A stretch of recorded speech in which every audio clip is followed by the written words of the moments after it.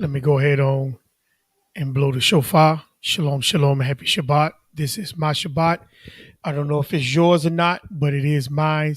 So let me blow the shofar.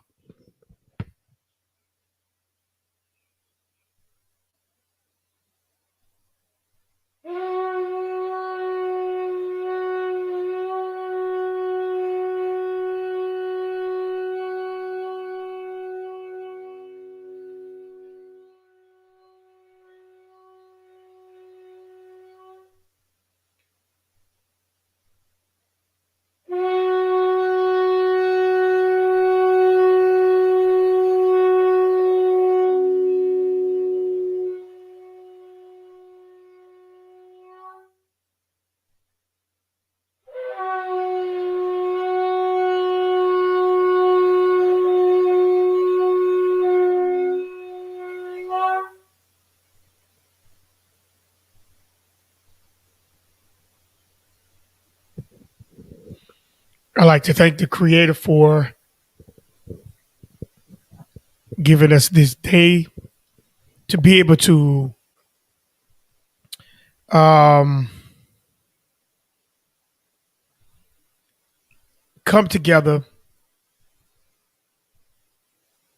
and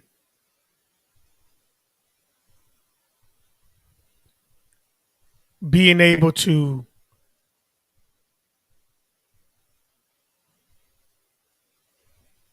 you know come together, be able to work out the um, the understanding of His Word and everything that we have within the order of Torah.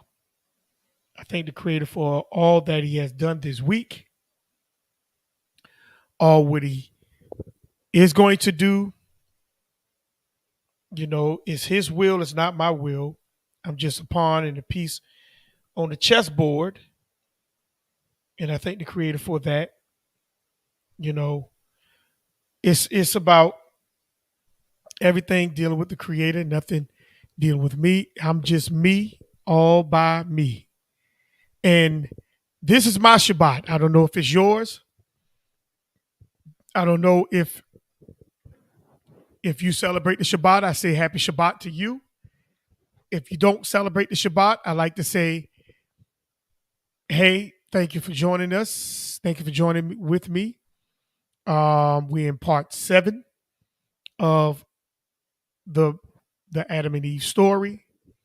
And a lot of us, we have to really get to the point of really getting into breaking this thing down, because it's a lot. It's a lot, but it's to me, it's powerful to me, because I'm learning a lot as I break a lot of these words down.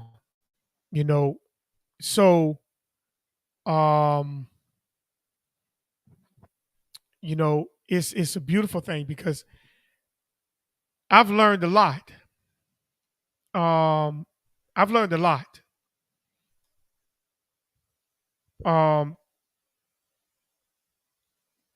I've learned that some of the things that was taught, it is, but it's not.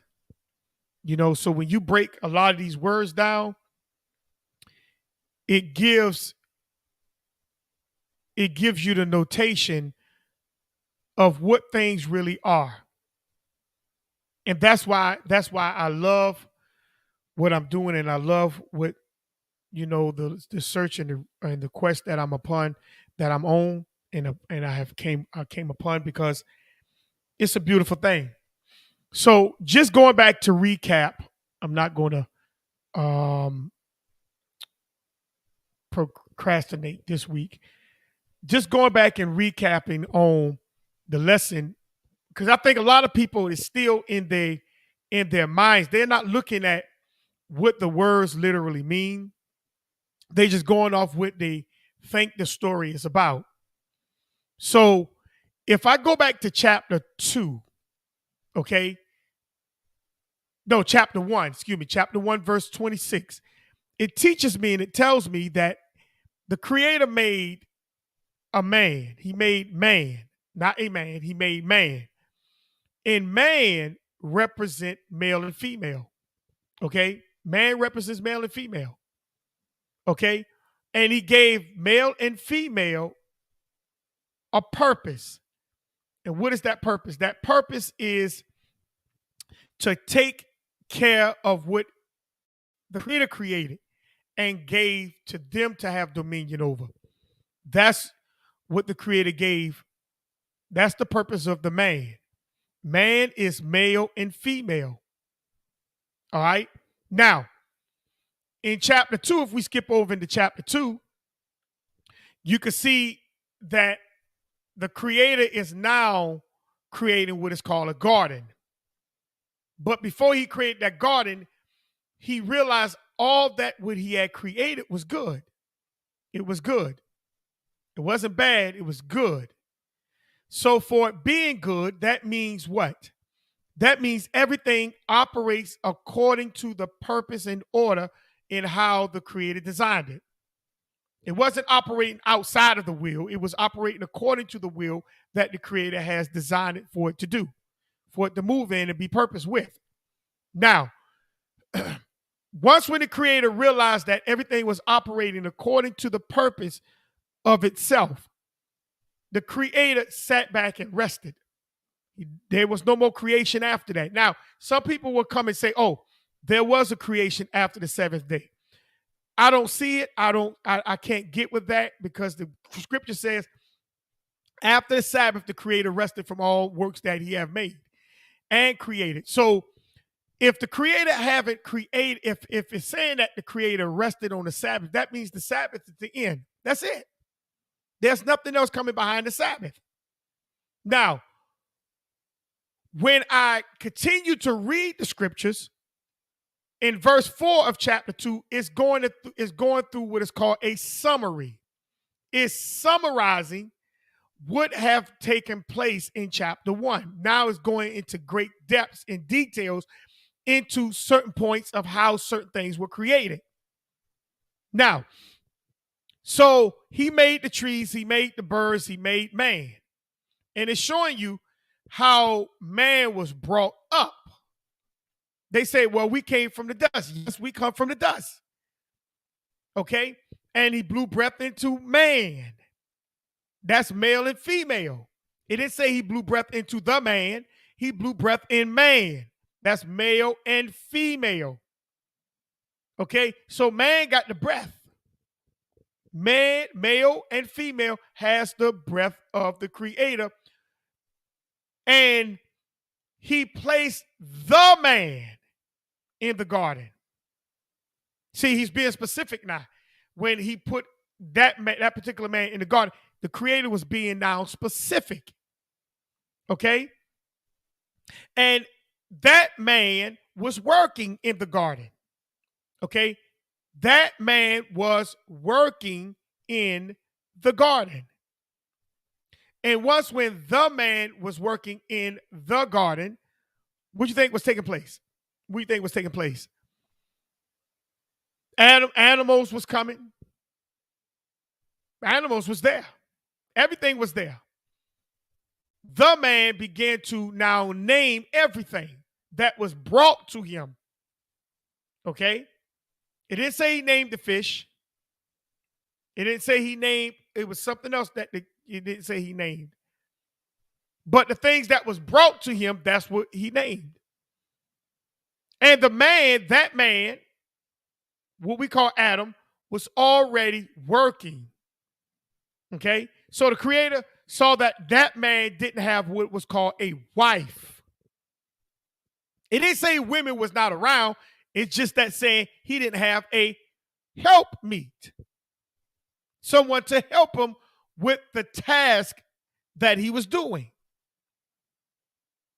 So the Bible says he put Adam into a deep sleep. He put that man into a deep sleep. That man, what was that sleep? It was a trance.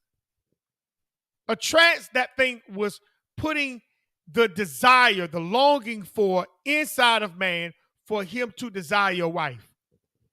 Okay? Because man, male and female supposed to work together. They were given the same purpose, but within that purpose, they have what is called different roles. And they supposed to fulfill those roles together. Okay? Now, when he found a specific woman that he wanted to marry, that man began to marry her. He went through the vows. That's the rib. That's the bone of my. That's the he took a rib, because man already is longing, and that's when the Bible says when he went into a deep sleep, and the Bible says, and Adam slept, and he slept. He never woke up from that trance. That trance is still on the male today, because that male desire a female. Excuse me. He desired a female. That desire was put inside of male. That male cannot get around that desire. Cannot get around that desire. Sorry. Cannot. So that desire was put inside of male. He longed for this female. He desired this female. A female. So he chose this particular female, and they went through what was called the marriage ceremony. That's the rib. He went into the marriage chamber. He began to marry this particular woman, female. Okay? And then when it says, and the Creator brought her, brought means to go into. They're now consummating the marriage. Okay? They're consummating the marriage. And after they consummated the marriage, he realized the attributes that she has and that he can identify with. That's when he said, this is the bone of my bone, flesh of my flesh. So he said, I'm going to call her what woman? She is me. I am her. Okay? So now, once when he did that, they began to, he saw the quality. What was the quality of Eve? She's like an anvil, A-N-V-I-L, an anvil. That's one of the black things you see on the cartoons, the heavy metal things. You could beat iron out. You could shape it. Her attitude, her demeanor was real sharp. That she can make things move according to how she wants things to be. She can influence things. That's the type of woman Eve was. She was a great influencer and a great person to make things happen according to how she wanted to make. That's the type of attitude she had. And Adam realized that. So after when he did that, the Bible says, therefore shall a man leave his father and mother, and then shall cleave to his wife. Because why? Where is Adam going to cleave to his wife? Inside of the garden. The garden was Adam's home. That was his territory. That was his jurisdiction. Okay? He didn't have no other jurisdiction. That's why the Bible, if you go back, it says the Creator planted a garden and he put man in the east part of the garden. So Adam didn't have the whole garden. So I want you to pay attention to that. He only had the east part of that garden. Not the whole garden. He didn't have that. He only have a small portion. East, north, west, south. Adam had an east part. Pay attention. Because we're going to hammer it out. We're going to hammer that east part out. I don't think it's going to be today. But that's another talk for another time. Because that's coming up. So then when he went and it says, and they were naked and not ashamed, he was bare, meaning there was nothing else to be added in their marriage. Nothing else. They had everything they needed. And that word ashamed means he announced his marriage publicly to allow everyone to know him and her is married. Okay? Now you get into chapter 3. And when chapter 3 is, when you see where it says, yea, the serpent, that means there's a conversation that was going on. So the conversation that was going on between the serpent and Eve was not no new conversation. That was an ongoing conversation. Okay? So when you see that was an ongoing conversation, chapter 3 is just picking up now the agenda of the conversation, the heart of the conversation. And as chapter 3 is picking up, the serpent now challenges Eve. And what did the serpent say? Did the Creator tell you that you can't eat off none of the trees all the trees in the garden? She said, no, we can eat off all the trees in the garden, okay, because they're good for food and etc. But that one tree that's in the midst of the garden, we are not allowed to what? To eat it nor to touch it, lest we die. Now, everybody focus on that word, lest we die. That's where everybody go at. See, because at the end they died. So the serpent said, in the English, the Creator know that when you eat of it, you shall surely not die. But that's not what it said. It said when you look up those words, it says, you shall not die unless you change or alter. Let me say it again. You shall not die prematurely unless you change or alter. That's what the serpent told her. Okay? So then what happened? Eve began to look at the what? At the fruit. The fruit simply means a result, because when you see an apple, that's the result of an apple seed. When you look at a pine tree, that's the result of a pine seed. Okay? So the fruit is the result of something. So she was looking at the result. She began to examine that thing. She studied that thing. She began to review that thing. And then after, when she realized that it was good for food and pleasant to the eyes. Now, stop right there. If you go back to chapter 2, verse 9, the Bible says that the trees were good for food and pleasant to the eyes. So what did Eve do? Eve took that one tree and put it on the same level as all the trees. So she didn't want that one tree to stick out differently. Even though it was different, had a different result, a different design, a different outcome. She wanted that, she put in her mind to make it fit to be like every other thing that was there. And you see, that's what a lot of us do. We try to input things inside of something when we know it don't really fit. It don't belong there, but we try to make it fit, to make it seem so as that thing won't stick out, so I can feel comfortable at when I'm thinking about that particular thing. That's what we do in life. So Eve began to put that one tree on the same level as all the other trees. But then she added saying one to make one desire and to make one wise. So she realized, she started looking into the future of that result, how she's going to fit in, how that thing is going to work for her, how that thing is going to literally, how that thing is going to literally help her, and how she's going to fit into that thing in the long run. That's what she was looking at. So as she was looking at that, then you got to ask yourself, how was she being a helpmeet to Adam? How was she protecting her own house? How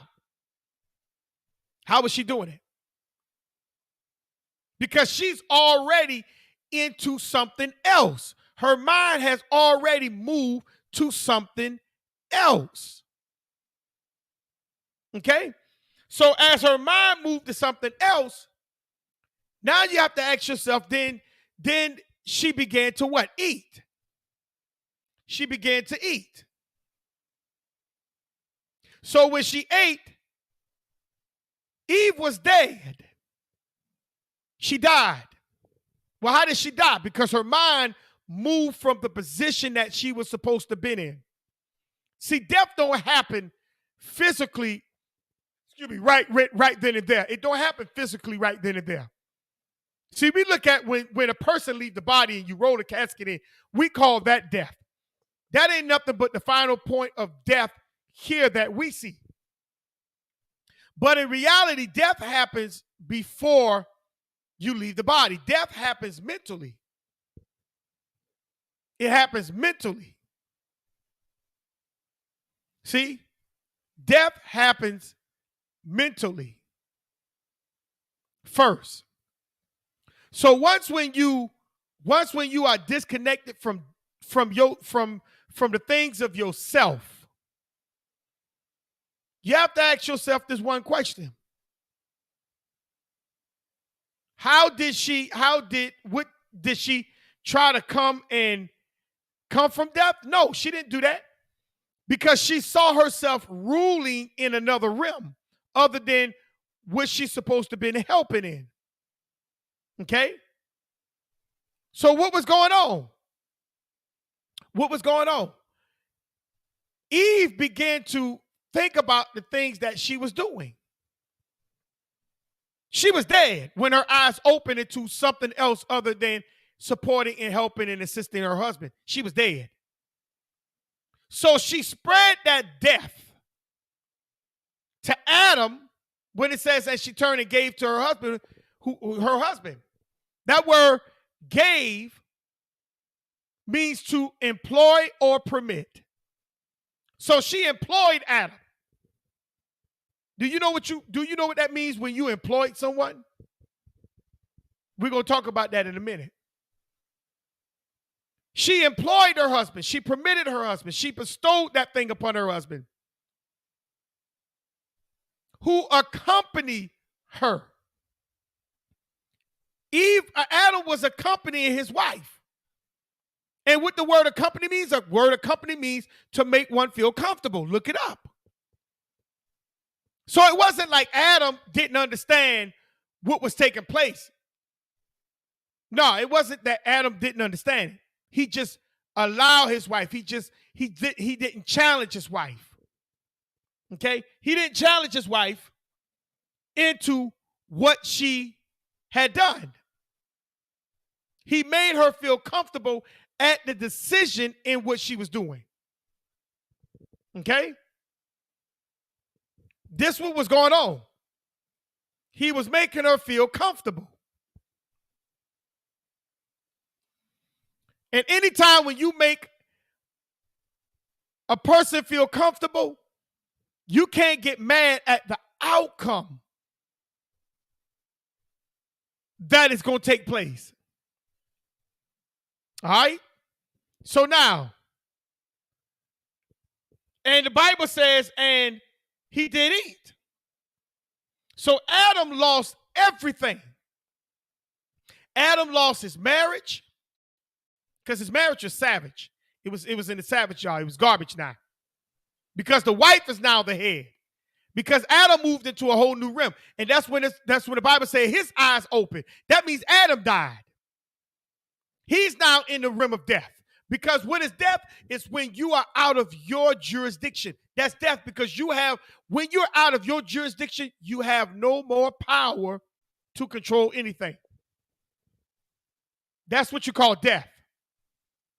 Something else now is controlling the very nature of you. That's death.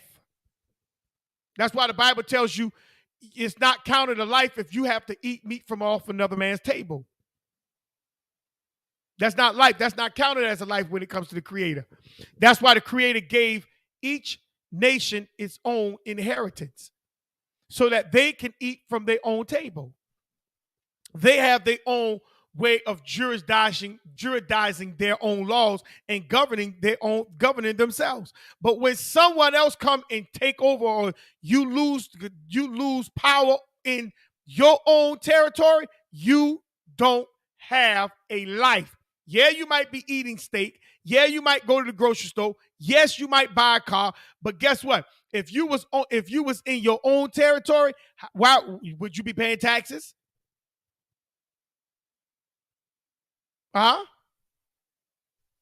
See, you don't know, because you're not under your own rules. You're not under your own law. Just like today, people in America think that they're under American law. You're not under American law. You're under British law.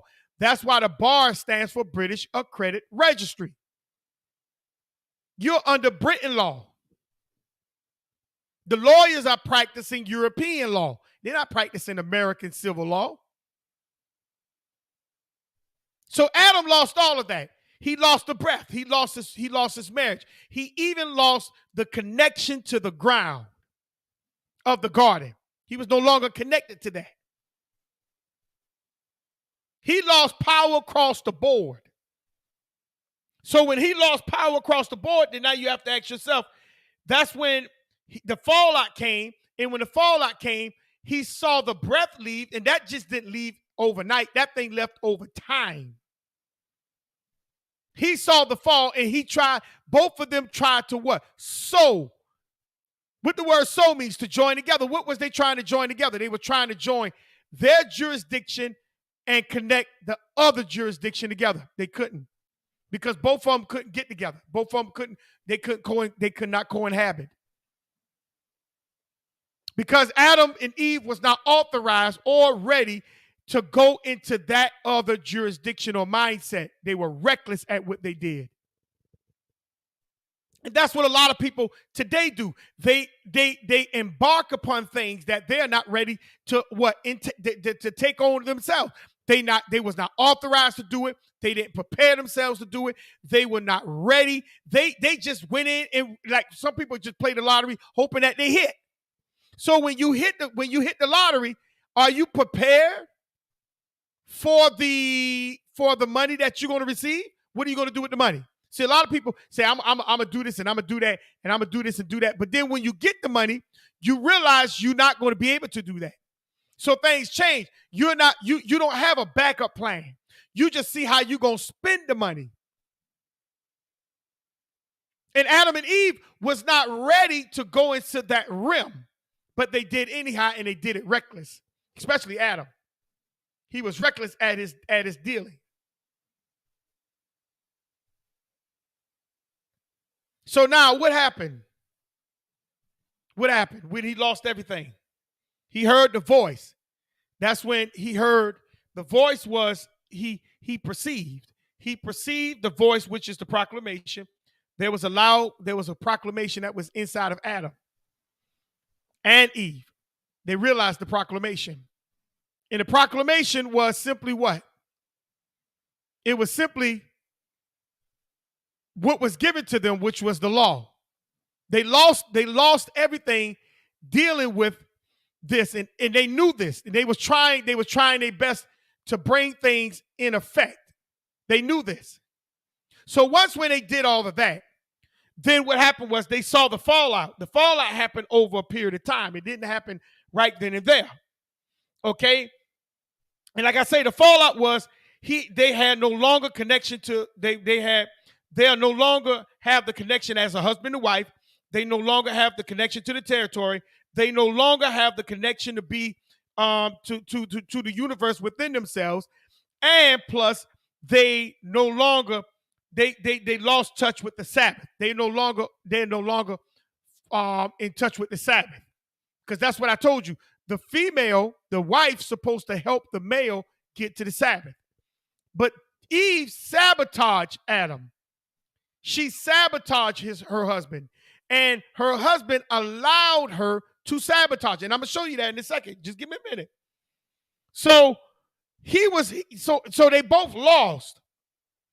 And they saw that the breath was the mindset, the spirit. They saw that leave.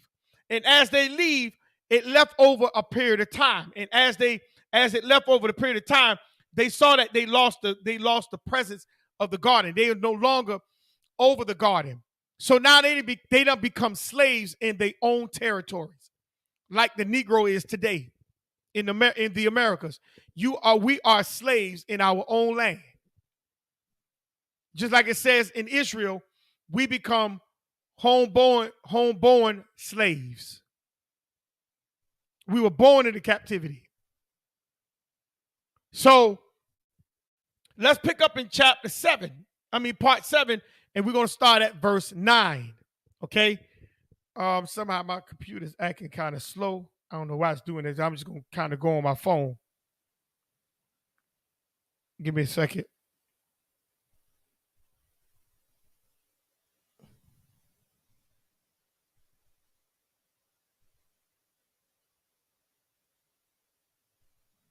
In chapter 3, verse 7.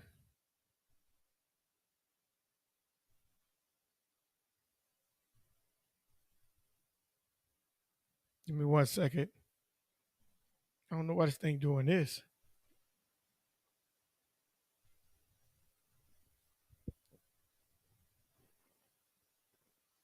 All right, here we go.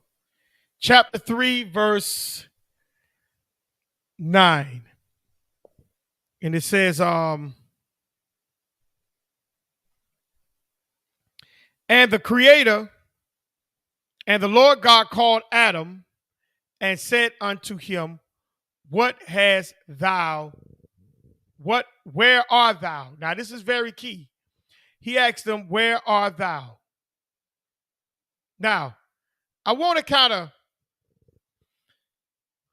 hold something real quick, and I'm going to show you. Let's get into a law that Adam broke. Okay? Let's get into a law that Adam broke. Okay, I'm waiting for this thing to do. I don't know why this thing doing what it's doing. Thing been on for a whole hour and this thing's still running slow. Oh, here we go.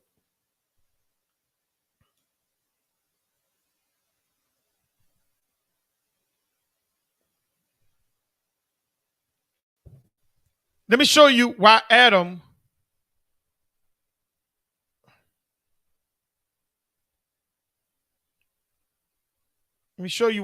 was punished.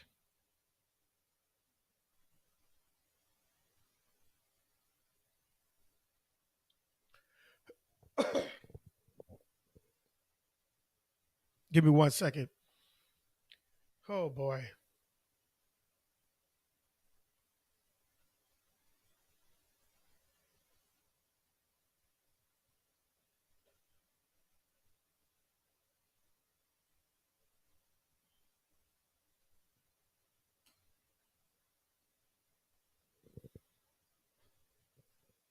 This is why we have to have a lot of stuff. I like to write a lot of stuff down, but it's so much that I don't want to.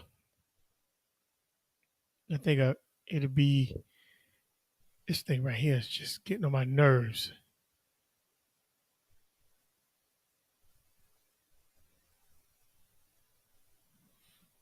Okay, here we go.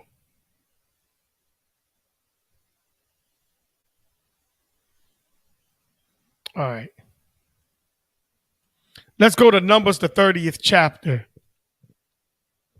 Because we have to really be patient. We have to really look at the law of what Adam broke when he became comfortable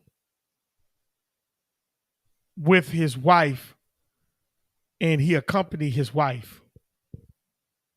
Let me show you what he broke.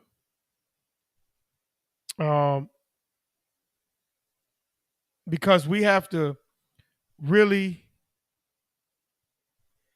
especially as men, you have to really pay attention. Those who follow Torah, you have to really be paying attention to what the law says.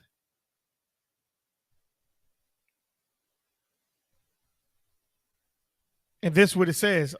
It's coming up now. Because we can't blame, Adam can't blame nobody but himself. And men, we can't blame if we follow the universal law or Torah, you can't blame nobody else but yourself. Because the law, the world is this thing doing?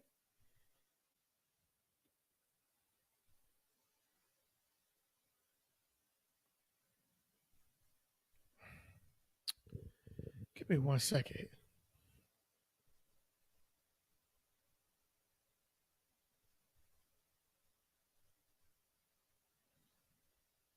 This thing want to act up today.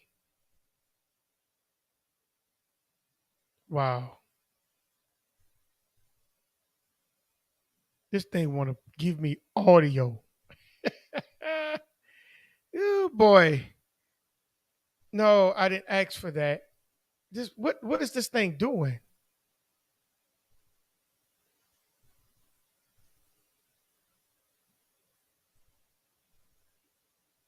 Okay, here we go.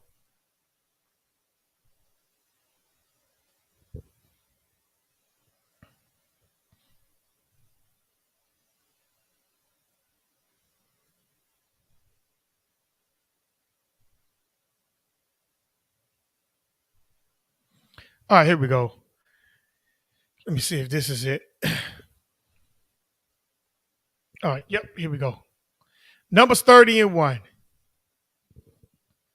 This is what it says. And Moses spake unto the head of the tribes concerning the children of Israel, saying, this is the thing which the Creator has commanded. And this is what he said. He spoke to the what? The head of the tribes. That's the head of the houses, family. He spoke to the head of the houses. It's right here. He didn't speak to everyone. And this is what the Creator had commanded the man who's the head of the house. Verse 2, if a man vow a vow unto the Creator or swear an oath to bind his soul with a bond, he shall not break his word. He shall do according to all that proceedeth out of his mouth. So if you make a contract with something, you must keep that order of that contract. I made a video. You could go back on this same channel and look at the video called Breaking the Contract. That was part 1. And I brought up when we was a part of IUIC. And them brothers, we was all in that building together. And a lot of people, when we was looking for a place to fellowship at, and when me and my wife had put our names on that building, everybody that was a part of that thing at that time, that group at that time in Savannah, they said that they was going to make sure that we don't get caught with the bill. But guess what? Me and my wife end up getting caught with the bill. See? So verse 2 tells you that when you make a vow, you must keep the oath of your words. It didn't matter if they moved on or not. That didn't matter. You still was obligated to that oath. So that's what you got to be very careful about. That same oath still sits on the table until them brothers come back and rectify that thing. Because your words is what's going to hold you in judgment.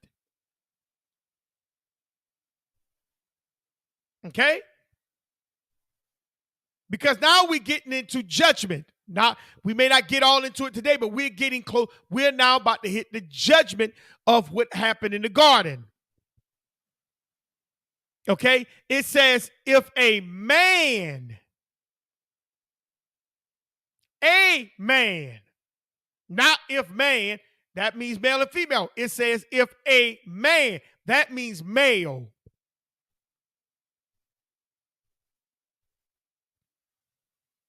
He shall not break his word. He shall do according to all that proceedeth out of his mouth. If you sit there and tell a person you're going to do something, that's what you should be doing. Okay? Verse 3. If a woman also vow a vow unto the Creator and bind herself by a bond, being in her father's house in her what? Youth. That means she's young. But she made a contract. But she's inside of her father's house. Okay? And it says, and her father hears her vow, and her bond wherewith she has what? Bound her soul.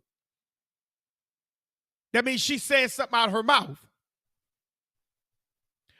And her father shall hold his peace at her. Meaning he ain't saying nothing like what Adam did.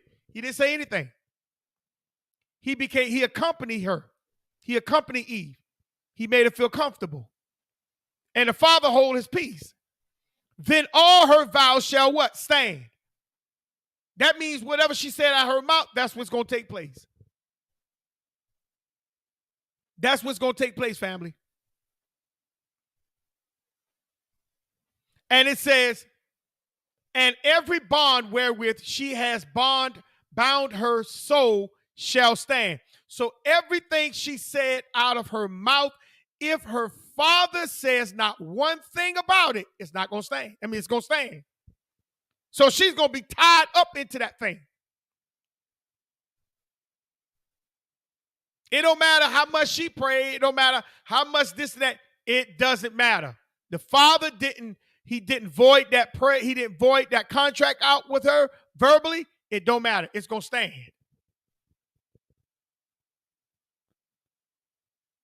Verse 4, and her father hears her vow and her bond, wherewith she has what? Bound her soul, and her father shall hold his peace. Then all her vows shall stand, and every bond wherewith she has bound her soul shall stand. Everything is going to stand. Verse 5. But if her father disallows her in the day that he heareth, if he disallow, meaning he's not going to what? He come against that thing. He disallow it. He come against it. He speak down on it. Not any of her vows or of her what bounds wherewith she has bound her soul shall stand. But this only applies in the house. It does not apply outside the house. This only applies in the house of her father.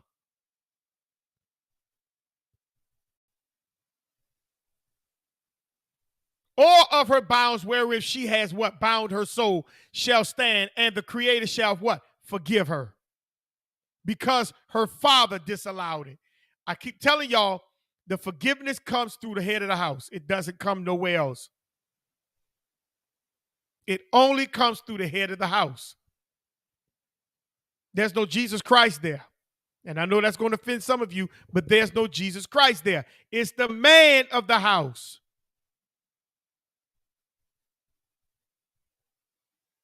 Make sure y'all who come in, make sure y'all press that like button. And if you ain't subscribed to the channel, make sure you subscribe to the channel.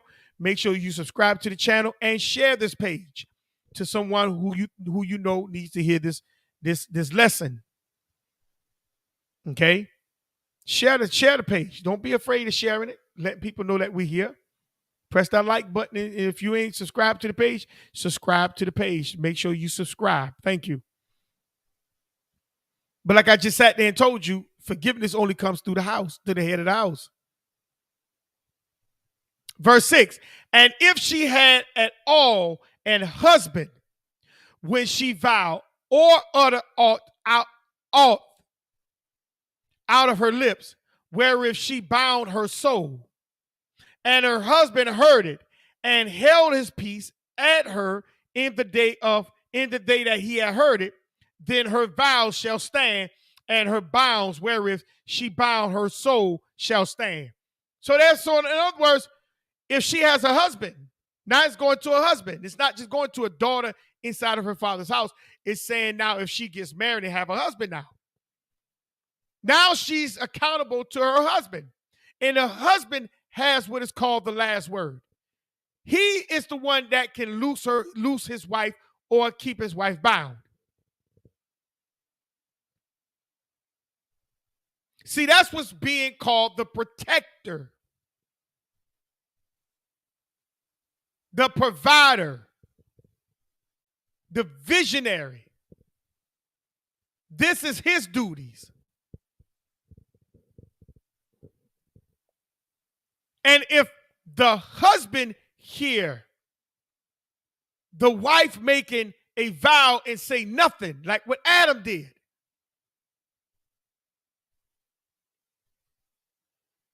then she is going to have to stand on what she did. I'm hoping you're getting this now. Let's keep going.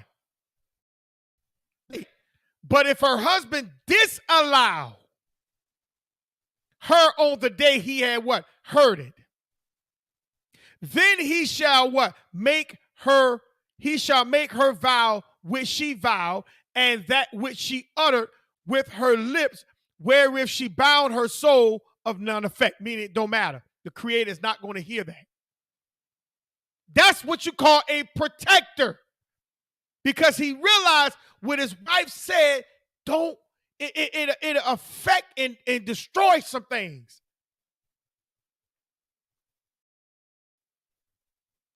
So he's really governing the things she said from her mouth. Because he's protecting his wife. He's protecting the interests of himself and his house.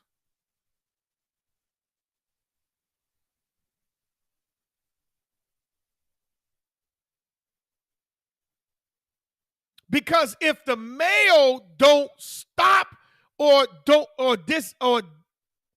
disallow what's being said, then the wife or the daughter is going to be held accountable before the Creator.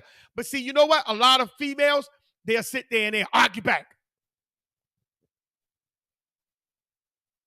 You can't tell me what to say. I can say what the word I want to say. That's what they do.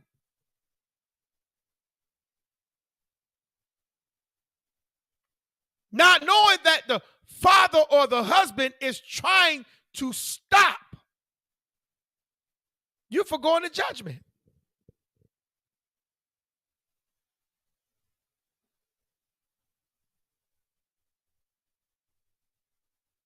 But we don't believe that. The females don't believe that. They just believe that it's about me. I want to do. I ain't got to listen to you. I could go and do my own thing. See, I'm not going to be held accountable because of, because you don't believe I'm, this and that. Okay. See, because we got to remember there is what is called an order. It's an order. There's an order. Verse 9. And it says, well, from her lips and wherewith, verse 8, where she bound her soul of none effect, and the Creator shall forgive her, because the husband opened his mouth. Ain't got nothing to do with the wife.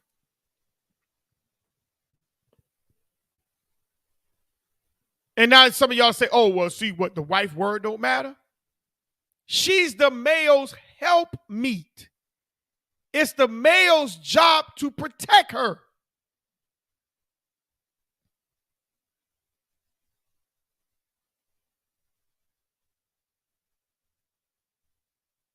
The male is the head of the house. So anything go wrong in that house, that man is going to catch the brunt of it first. So that man has to make sure everything is right before proceeding to move forward.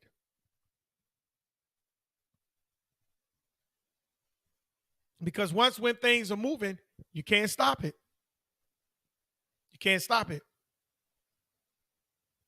Verse 10, and if she vow in her husband's house and bound her soul by a bond with an oath, and her husband heard it. He heard it. He heard it and held his peace at her and disallowed her not. Then all her vows shall stand, and every bond wherewith she bound her soul shall stand. Verse 12. But if the husband has utterly made them void in the day he heard them, then whatsoever proceeded from out of her lips concerning her vow or concerning the bond of her soul shall not stand. Her husband has made them void, and the Creator shall forgive her. That's why you always got to make sure females, you have a husband that is paying attention to what the things you're saying.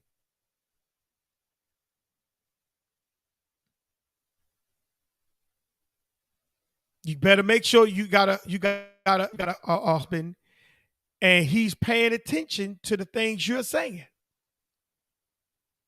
Especially daughters, if y'all have a father that is paying attention to your movement. He's protecting you. But some of you think that, oh, I don't want him paying attention to what you better make sure he pay attention to your movement, sisters, daughters, nieces, cousins.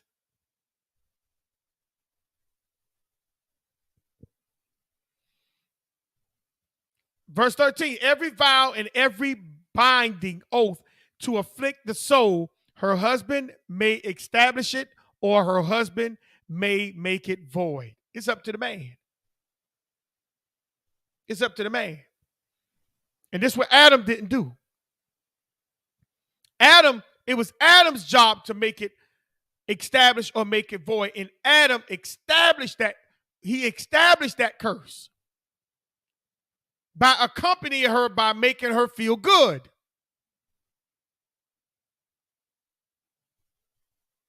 Verse 14, but if her husband altogether hold his peace at her from day to day, then he established all her vows, meaning she's going to pay judgment for those things.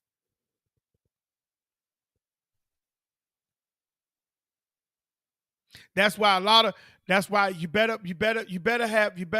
some sisters you better hope that you got a man that opens his mouth.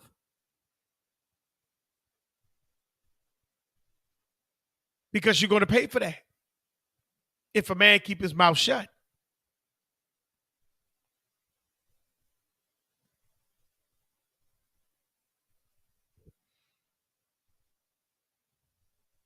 Or all her bonds, which are upon her, he confirmeth them, because he held his peace at her in the day that he heard them. See, he confirmed it, meaning he confirmed your judgment. And we're going to talk about that in a minute, because we're going to get into some of the things of Adam and Eve. Verse 15, but if he shall in any way make them void after he had heard them, then he shall bear her iniquity. Did you get that? Verse 15 is a killer to the man. A man that is following Torah. But if he shall in any way make them void after he had heard them, then he shall bear her iniquity. So once when he prayed to move that thing from his wife, he have to now bear that burden. Not no Jesus Christ.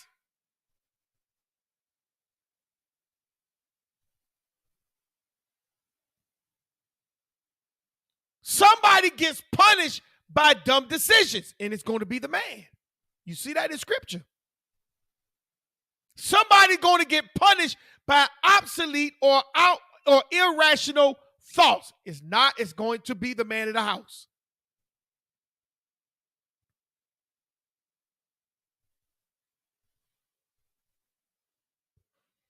In verse 16, it says, these are the statutes which the Creator commanded Moses, between a man and his wife, between the father and his daughter, being yet in her youth in her father's house. Everything is about the house of the man and the female, the male and the female. That's what we're talking about today. Adam and Eve was home in the garden.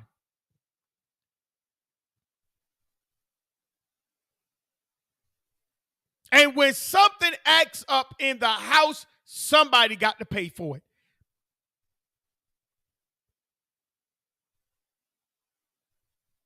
And I just read it, verse 15. But if he shall any ways make them void after he had heard them, then he shall bear her iniquity.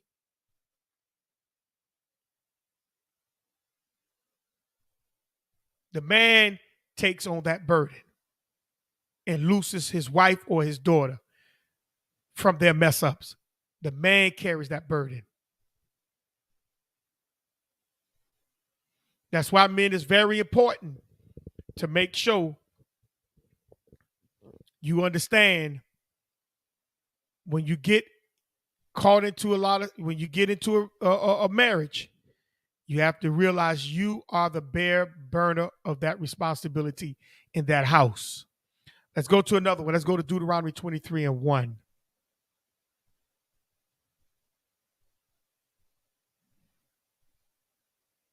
Because we have to make sure that you understand, men, judgment is coming to your doorstep first. Your doorstep. It ain't coming to your wife or your daughter's doorstep unless you allow that judgment to come. But judgment is coming to you. So when you stop that, when you see that your house has messed up and you void out all that, you're going to take the burden of that hit. You're going to take the burden of that hit. You men, you male is going to take the burden of that hit. That's just Torah. Verse Deuteronomy 23:1. It says, he that is wounded in his stones or has a what? Privy member cut off, means private cut off, shall he not enter into the congregation of the Creator. So now let's talk about this verse right here real quick. When you are wounded in your stones, that could be physical or that could be mental. How do a man become wounded in the stones? Physically, he's wounded when you get a vasectomy. That's wounding yourself. Or, wounded means you got something going on down there. But mentally, when it says wounded in the stones, it's talking about emasculation. So when a man is emasculated, he's no longer a man. He no longer has the quality of being a leader or a head. He's emasculated. Let's look up the word emasculated. Let's look that word up. Let's look up the word emasculated. Because that's what happened to Adam. He was emasculated. And let's look that word up real quick. Hold on.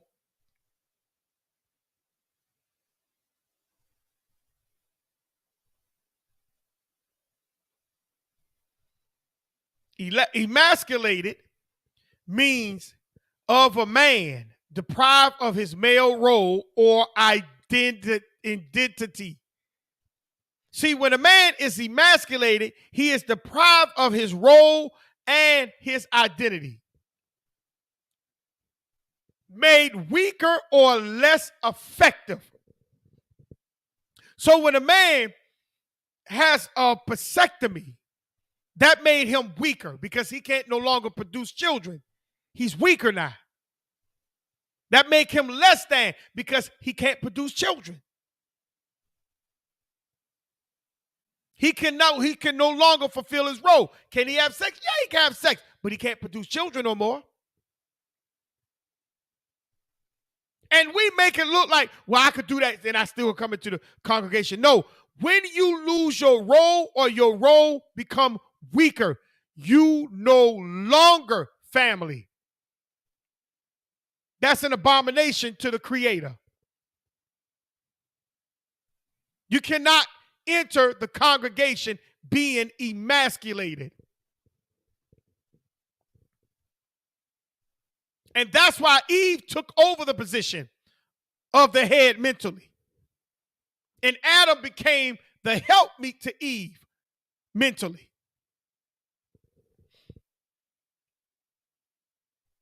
This would happen. So, men, you have a lot of things you need to think about. You have a lot to think about. A lot to think about. Because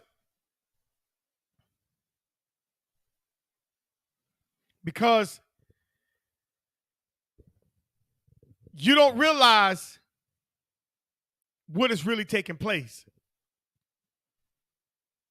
So let's pick up at verse 9 where it says, and the Creator called, and the Lord called unto Adam and said unto him, where art thou?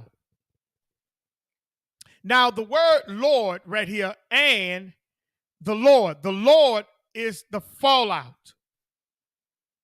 That's the fallout. It's because the fallout is happening. This thing just didn't happen right then and there. This was a continuous process. The fallout.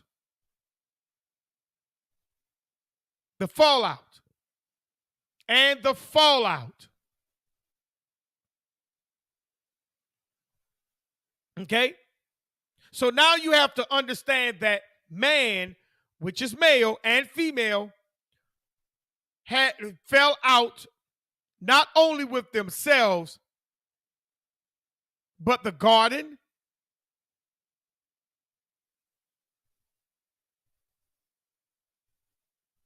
they didn't only fall out with themselves and the garden, but they also fell out from the Creator, the Creator's will. So this is what's going on in verse 9.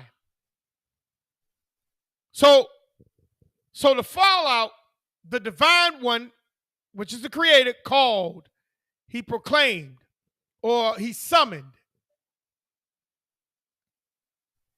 He summoned.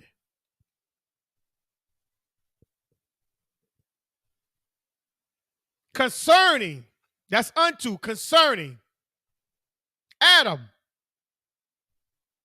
which is mankind. Meaning human beings considered collectively the human race. That's Adam.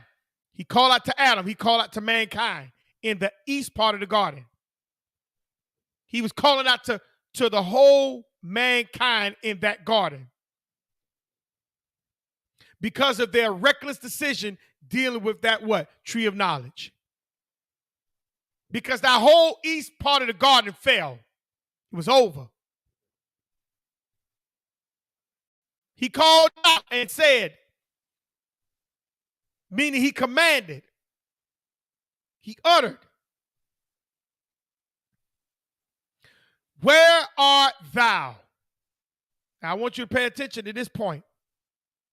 Because remember, they fell. They fell. They was no longer them.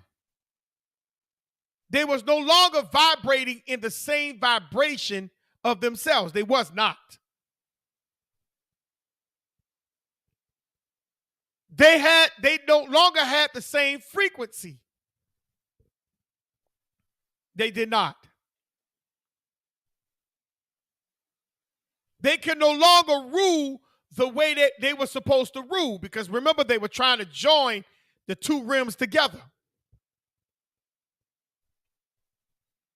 So the divine one asks them, where are you? So from the fallout, the Creator made a summon or a proclamation to mankind and commanded, not asking, where are you, but who are you?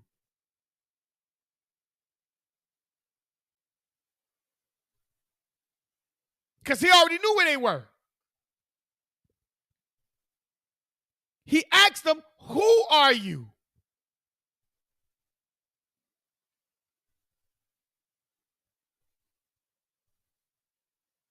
So what about Adam? The reason why he asked that is because he was no longer the head. He lost his role. It's number one. He was emasculated. Number two, his vibration is connected to another vibration. So it's two vibrations. And remember, the Creator he said everything that he created was good, meaning it was vibrating in its own vibration. It wasn't vibrating. The tiger is not vibrating with the leopard vibration. Even though they're cats, they vibrating different. The python is not vibrating with the boa constrictor, even though they constrict, but they vibrate according to their own vibration.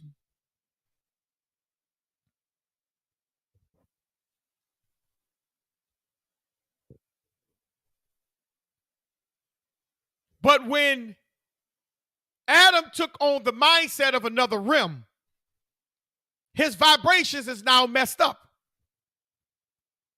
That's like you listening to the radio station and you go out from the tower too far. You're going to start picking up another channel in the midst of the two. Because the frequency and the vibration of your tower that you normally get your radio station from has now become low.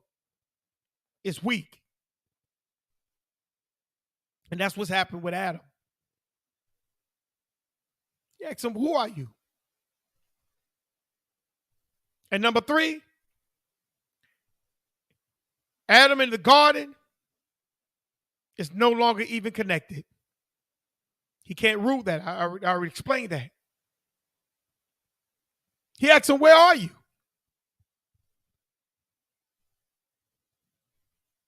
Where are you? In other words, who are you?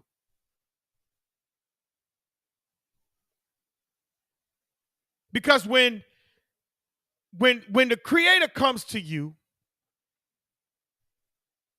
the Creator comes to you in that vibration that you were created to be in. But if you got a whole nother frequency, that just shows the Creator you're dead. You're no longer living. You're dead. You're dead. Because you're outside of yourself. Adam was emasculated.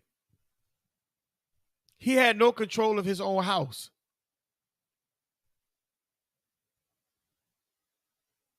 So when Adam had no control of his own house, now you have to ask yourself the question, what is going to take place now?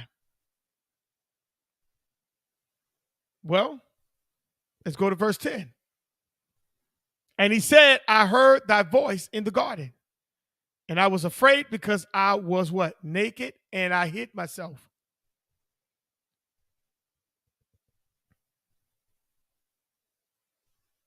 And just shows you that it's just continuous on to the conversation. Means he uttered. Adam spoke. He uttered. He spoke. He opened his mouth. And he said, I heard. Heard means concerning or giving heed to. So Adam said he was concerned from the fallout when he heard the proclamation, meaning the voice. Let me say that again. Adam opened his mouth and he said he was concerned. He heard. Heard means to hear or hear of concern or give heed to. So Adam said he was concerned from the what? Fallout. And when he heard the what? Proclamation. That concerned him, meaning Adam became worried. He became worried. That's why they try to sew the two rims together. They try to bring the two mindsets as one. He became worried. Think about this, what I'm telling you, family. And that happens with us all the time. That happens with us today. When we done dabble into things and we realize how far that thing went, that thing began, especially if you know it's going to be a backlash or a blowback, you begin to worry about that thing, hoping that you don't get caught or somebody notice what you have done. You become worried. When he heard the proclamation, what is the proclamation? The law. He heard the law of what he did not supposed to have done. What was the law? Chapter 30 of Numbers. We read that. What was the law? Deuteronomy 23:1. He became emasculated. He understood what was going on. And he heard it in the garden, the enclosure. That was his spot. That was his jurisdiction. He heard the law in his district. Like I told you, You cannot force men, male, you cannot force anything outside of your house. It has to be in the house. Adam heard the proclamation in the enclosure of the garden, meaning that was his house. This was only dealing with what?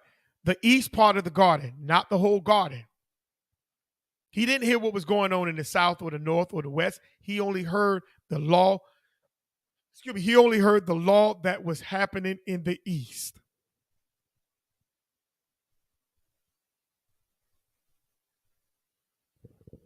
Let me grab you another law.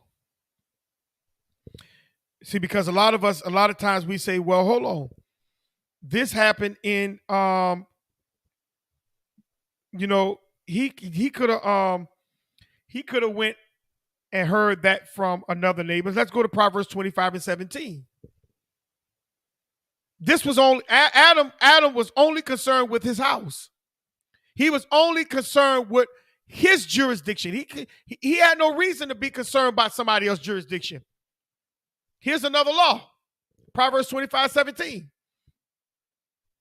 It says, withdraw thy foot from the house of what? Thy neighbor, lest having his fill, he hate thee. Let me pull up another one. It says, withdraw thy foot from thy neighbor's house, lest he be weary of thee and so hate thee. Meaning, your foot don't supposed to be in somebody else's jurisdiction, not unless they invited you there to participate into their jurisdiction. Other than that, you're supposed to stay out of your neighbor's house. But a lot of us, we try to include ourselves inside of somebody's house. That's not Bible.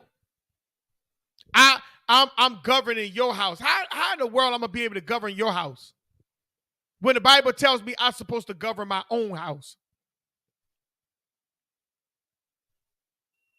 The only time when I'm supposed to learn something about somebody else's house is that if that issue is brought to my table. Other than that, I don't supposed to be in my foot, meaning myself or my mindset or anything else of me, supposed to be inside of my neighbor's house. Now what you're doing, you're breaking another law, meaning you're coveting your neighbor's house. You see how these laws work? They interchange each other. So he only heard the proclamation that was dealing with the east part of the garden, not the whole garden. So Adam said what? He said in verse 10, he said, I heard the proclamation in the enclosure, meaning the garden, and I was afraid. I was afraid, meaning to stand in awe. Do you know what it means to stand in awe? When he heard the proclamation and he realized what was really taking place, all he could do is sit back and look and realize what was really taking place.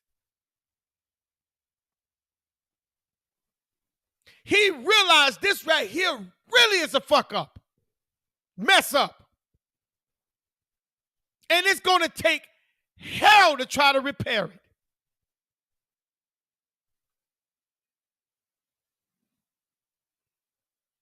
He's realizing the laws that was broken, that he's supposed to have stood on. He realized all that. But guess what? When all that take place, it's too late. It's too late. Now the fall line is happening. The blowback is now coming because you was reckless at your position. You became emasculated as a male.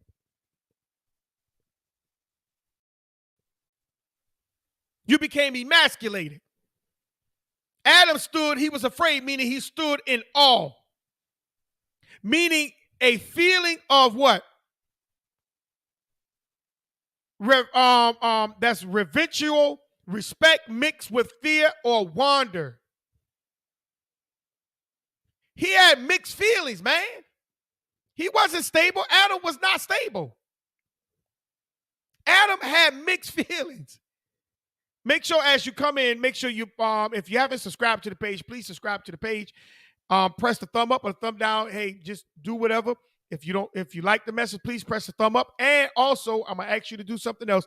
Make sure you share this content to let others know that we're here, and those who you know that needs to hear this lesson, share this content with them, please. Thank you.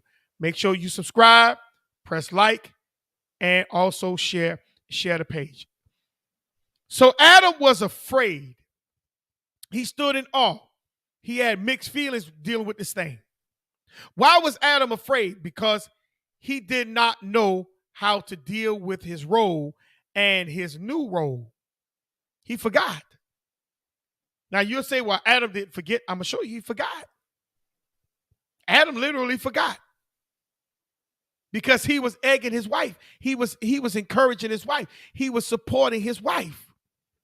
Adam forgot. See, Adam is now dead. He can no longer operate in the jurisdiction of himself now. He's dead.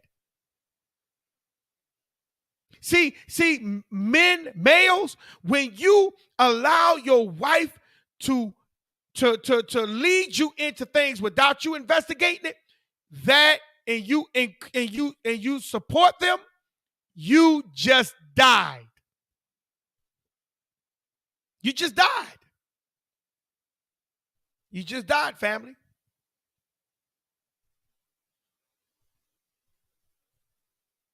Because before you make a decision, you're supposed to investigate that thing to make sure that it's not going to what? Offset the house. Because the house is your kingdom. The house is your kingdom, family.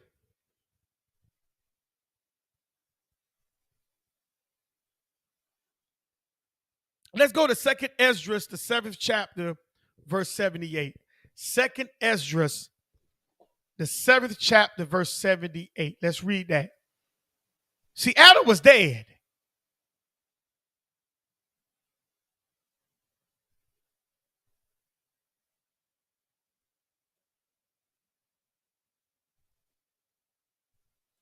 Adam was dead.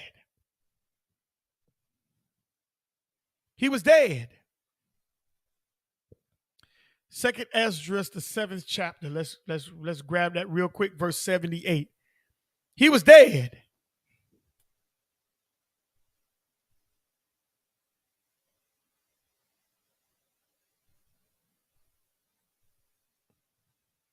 Let me give him a minute. I'm gonna go ahead and pull it up.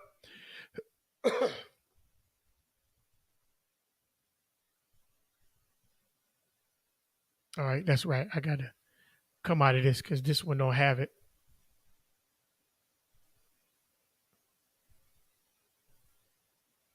Here we go.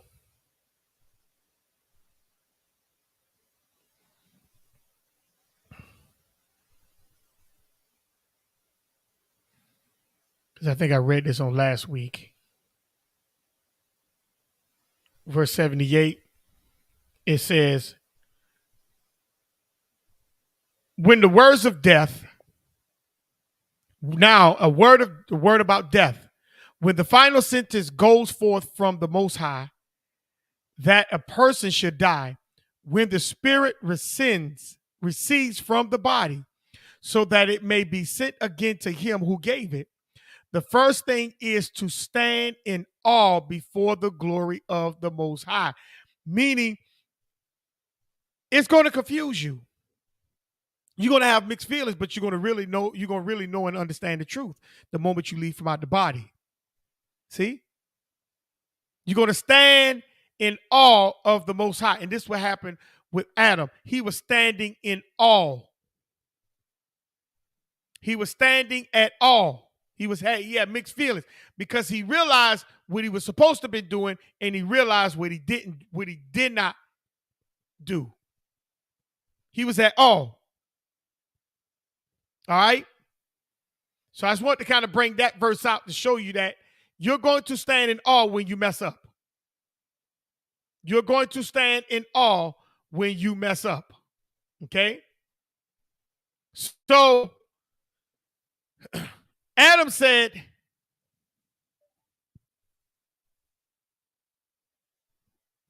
Adam said,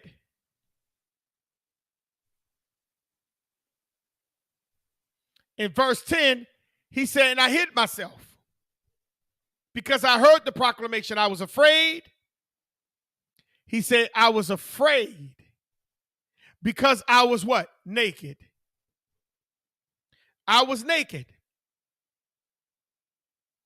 See, this was only dealing with the east part of the garden. And Adam was afraid, meaning he stood in awe. All right. And he said, and when he stood in awe, it says, because I was naked. The word naked means to be settled, meaning change or distraction so delicate or precise as to be difficult to what? Analyze or describe. There was a change or there was a distraction that was delicate. To be difficult, it was difficult to analyze or to describe. He didn't understand this thing. His attitude changed. He was in awe. Adam could not understand what was really taking place. See, Eve already did the homework. Adam didn't do the homework, but he's recognizing there's a change going on. He realizing this thing. And I want y'all to really pay attention to this. He realizing this thing after he done ate the doggone result. He done entered the result. Adam realizing this thing. He didn't examine this thing like Eve did. He did not. And when he realized that there was something going on and there was a change, it was a real delicate change, meaning this thing was so delicate that Adam, he caught it. Like, man, whoa, man, what's going on? When he tried to operate in his role, or when he saw that he could not operate no longer in his role, he realized, man, what the world is going on? What is the world going on here?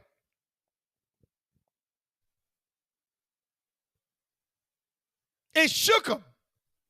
He began to become worried. And that's when Adam hid himself. He said, and I hid myself. Meaning there was a drawback, or he had a withdrawal. Y'all know sometimes, if you was an addict and you realize that you're trying to make a change, there's going to be what's called withdrawals. You're going to have a withdrawal. Even if you're a meat eater and you try to stop eating meat, there's going to be what is called a withdrawal. You're going to crave that thing. And a drawback are disadvantages or slight problems. There's problems there. Adam started noticing the problems that he was having as this thing started to become more enlightened to him of his mess up.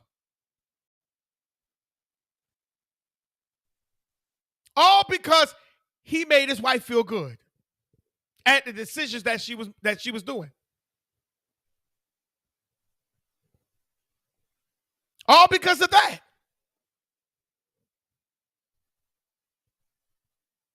This is the negative part of the situation. He's recognizing this thing. He's recognizing there's a problem, man. There's a problem. He's seeing a drawback, man. He realizing, like an addict, the power that he was given, but he can't no longer activate that power because that power is now being like I was telling y'all, if you're getting music from off a tower and you drive away from that tower, the further you get away from that tower, the less signal you pick up. And then as you start to get out of the jurisdiction of that radio frequency, you start to pick up another radio channel. They'll start crossing over each other. And that's what was happening with Adam. He realized that his power was crossing over into another jurisdiction that he had no longer power or control in. He realized that. So he's having what is called a drawback. He realizing the disadvantages and the slight problems that he having now. He's realizing the problems. See, this is what's going on. Adam is really, he's worried. It's like he's going into a frenzy.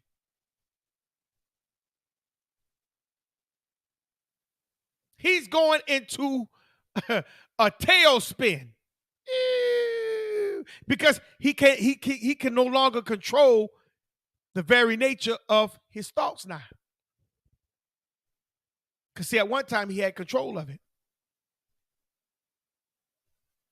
But I'm gonna show you, Eve took it away from him. He allowed Eve to take it. Let's go to verse 11. And it says, and he said, who told thee that thou was naked?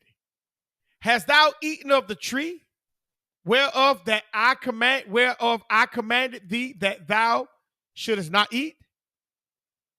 Now let's pay attention to this verse right here, real careful. And he said, who? Who told you? The word told means to announce and declare, to make known. Who made it known to you? Who declared to you that you were naked? Huh? Who declared to you that you were naked? The word naked means to be subtle or take crafty counsel.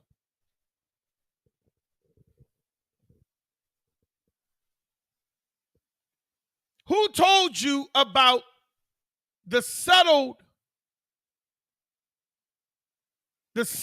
that you have? Because the only one that can explain that subtleness is the one who noticed the subtleness. Who told you about that?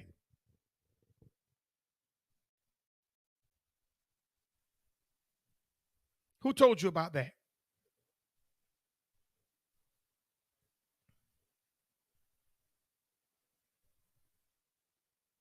Who told you that? Let's go to 1 Samuel. Let's go to 1 Samuel 23 and 22.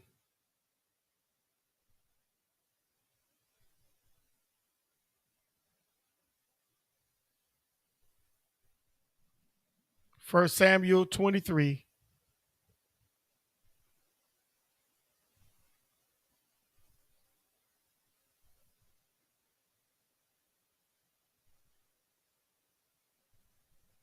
and 22.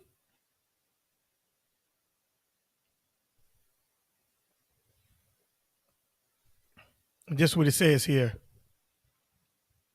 It says, go, I pray you, prepare yet, and know and see his place where his heart is, and who has seen him there. For it is told me that he dealt very subtly. See? He dealt very subtly, meaning it's not known to everybody about what is taking place. So, in other words, the attitude that you were in, Adam, who told you about that attitude that you have? The only one that could have told you that, the only one that could have told you that is the one that understand it. So who was that, Adam?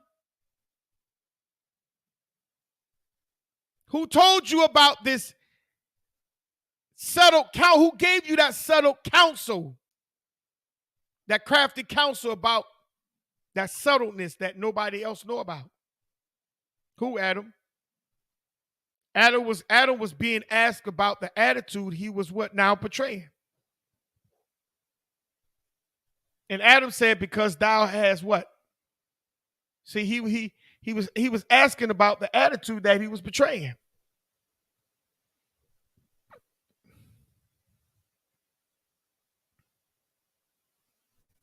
What about the attitude? Who told you?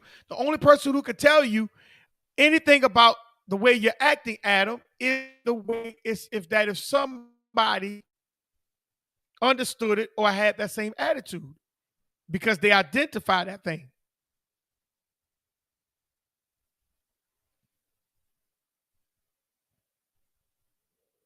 So it says, so he said, who told you? Then he said, has thou eaten of the tree? Have you devoured or consumed?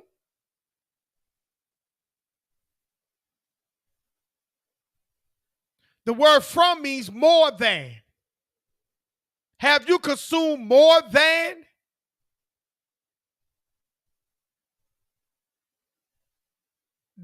from that tree? Have you consumed more than you were supposed to have?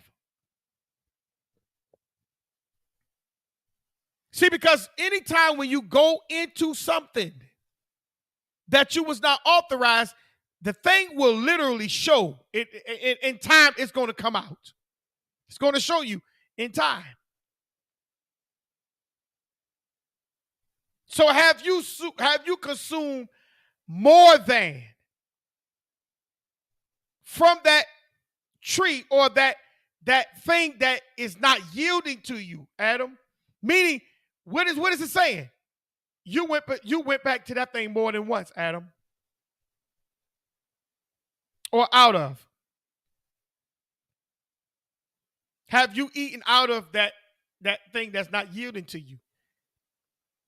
And so now you have to yield to it. See, Adam consumed more than what he's supposed to have from that tree. Meaning that wasn't a one-time thing. That wasn't a one-time thing.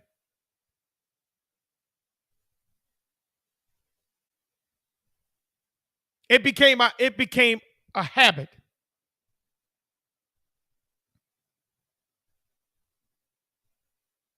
It became a habit. He's now consuming out of that tree. It's not just a one-time thing that he was doing. He did it more than once. He was doing it more than once because now that thing done become a part of him. So when something becomes a part of you, you are now trying to catch and get hold of that thing. You're trying to control it and not allow it to control you.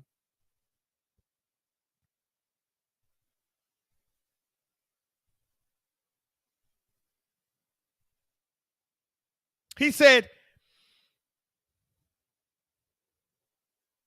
whereof I commanded thee that thou should not eat of. The word whereof meaning conditional.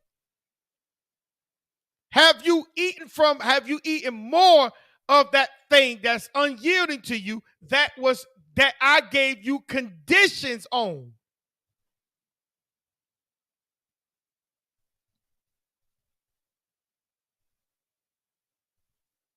And when I gave you conditions, I gave you what?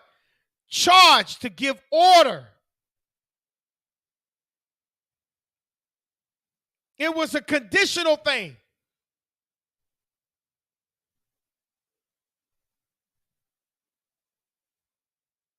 And because it was conditional, I charge you. That's the word command. I charge you that the word that means to nullification or abrogation, which means to repeal or abolish of the law, rights, or an agreement. That I told you that when you go with this thing will nullify. It will nullify you. It will nullify your power.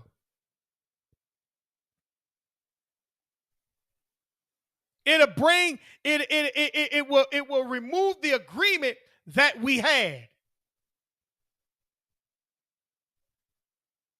That thou shouldest. What is that shouldest? That word piel. That's P-I-E-L. Look it up. The word piel means to cover or wrap. It also means height, position, strength, rank, or judging qualities. meaning it nullified everything inside of you. I told you that this thing will nullify you. It will cover you.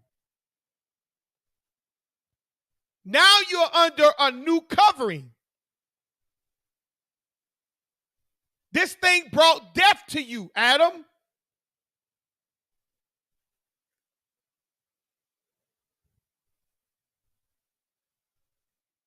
It brought death to you. It covered you and took away the strength of you in your own territory. See, that's the two rims together. That thou shouldest not. That word not means to accept substantive, meaning having a separate or independent existence. Excuse me.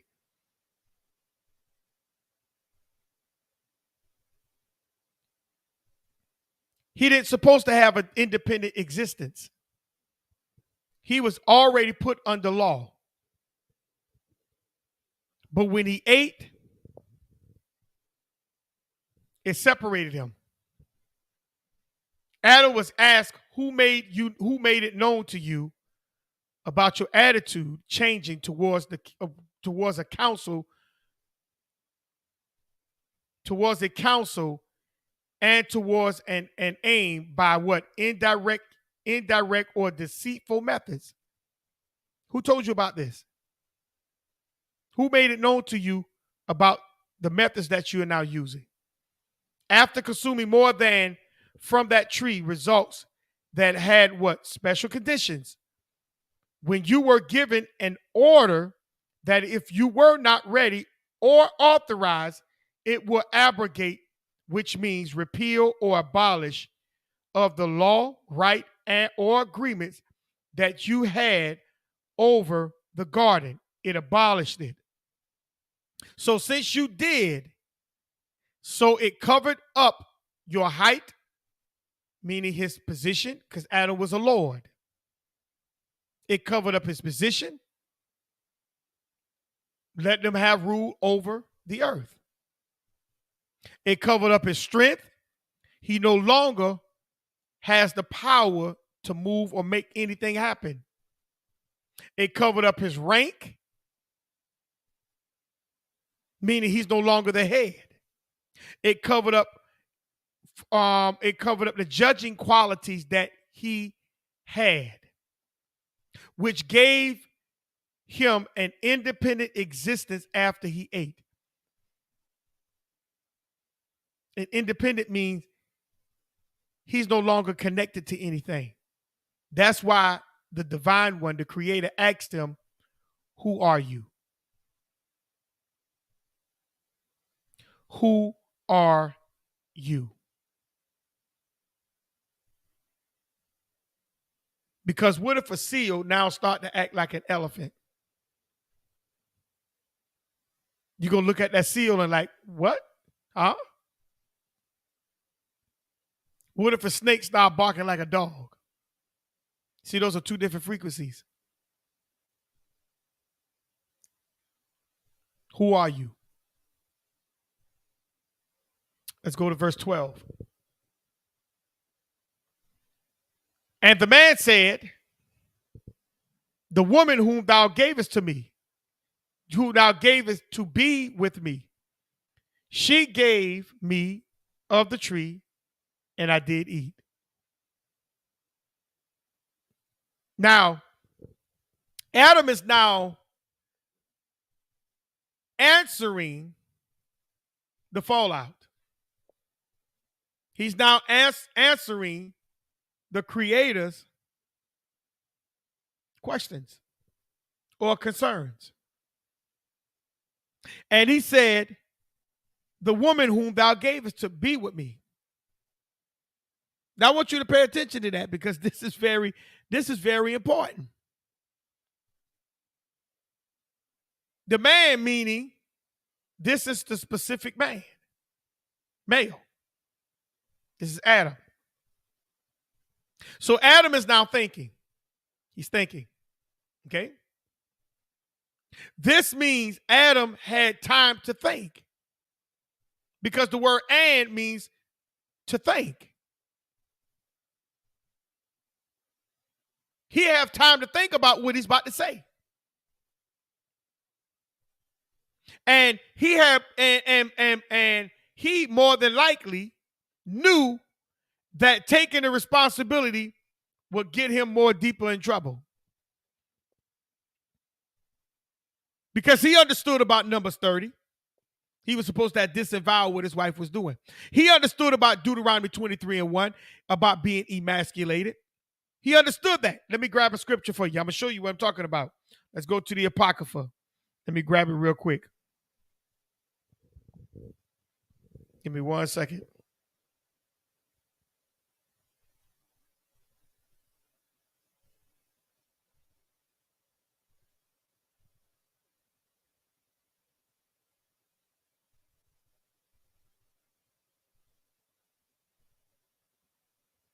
Let's go to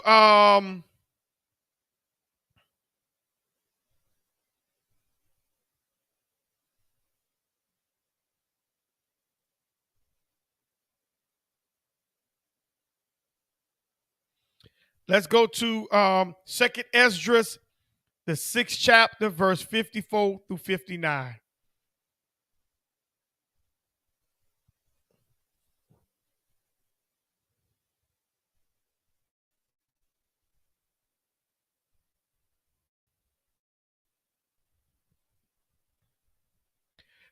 I'm just going to read verse 54. See, Adam is not just anybody. He wasn't just any man. Adam was a Lord. We're going to look up the word Lord. It says, and after these, Adam also, whom thou madest Lord of all thy creatures, of him come we all. Now, right there, they say, oh, he populated the whole earth. No, he did not populate the whole earth. He populated the east part of the garden. He populated the east part of the garden. He didn't populate the whole earth. Because Adam was not placed over the whole earth. Okay? Now, he was a Lord. Let's look up the word Lord. Lord means what? Master.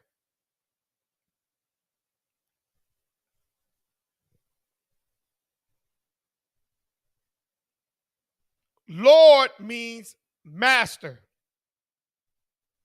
It means ruler, possessor, commander, a nobleman, politician. That's what a Lord is. Okay? So when you see those people talking about, I'm running for the mayor, I'm running for your senator or governor, they want to be Lord over you. They want to rule you. So you're placing them in power over you. Adam had power. He wasn't just no man that was just stupid. Going around talking about, yeah, I don't know what I'm doing, but I see a tree, I'm going to eat this fruit. Ooh, that ain't what he was talking about. Adam understood what was required of him. Okay? He understood this. So he thought about what he was about to say before he said it. Because he realized if he would have said the wrong thing, he was going to be held responsible, even though he still was held responsible, but he was trying to get out of it now. Because he knew he effed up. Like a lot of us, when we realize we done messed up, and that you try to do something to get out from under it. Because you don't want to be held responsible for the penalty that you know that's going to come.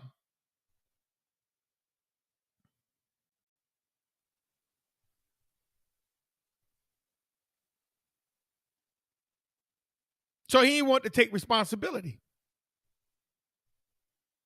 And Adam said, and he said, the woman, that's the wife. The word woman means Isha, meaning wife. It's the wife. The woman, the wife. Notice he said the woman or the wife. Why would he say it like that? Why would Adam say the woman or the wife? Why he didn't say my wife or my woman? You know, some of us say, oh, that's my woman right there, man. That's my girl. That's my wife. Why he didn't say that? Why he say, oh, that's the wife? Because he's not showing connection with his wife. He's disconnecting with her because he realized what she did and what he allowed caused a lot of screw ups now. It's a lot of things going on. So now he's trying to distance himself from her. He's trying to distance himself from her. He don't want to take responsibility for what he was supposed to be doing in his own enclosure circle. So he's trying to distance himself from her. That's why he said the wife. And then the word whom means which. Which means, let's look up the word which in English.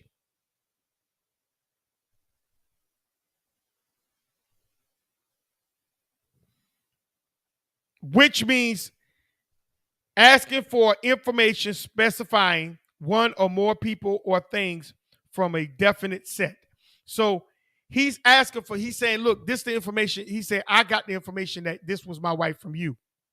He was blaming the creator, which thou gaveth. Gaveth means to ascribe, permit, or bestow. You ascribe or permitted or bestowed this woman upon me. You did that. He was blaming the creator.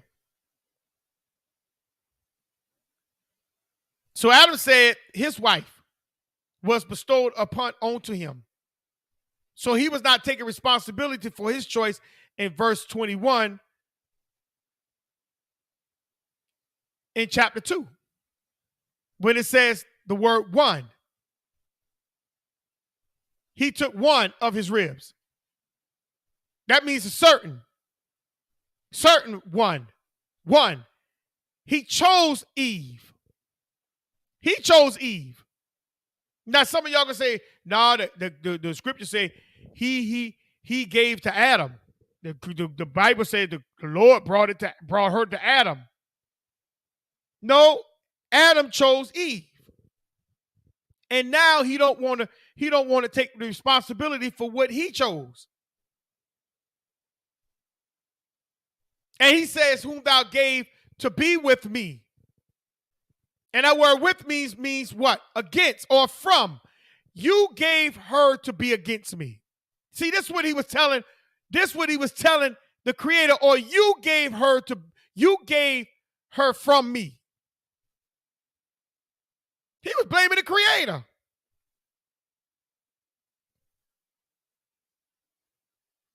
Adam said also Eve was against him. He knew this from what? Verse 23 of chapter 2. He knew the attitude Eve had. But he ignored it and he trying to blame somebody else for his decision. Her attitude had to be molded, but it wasn't.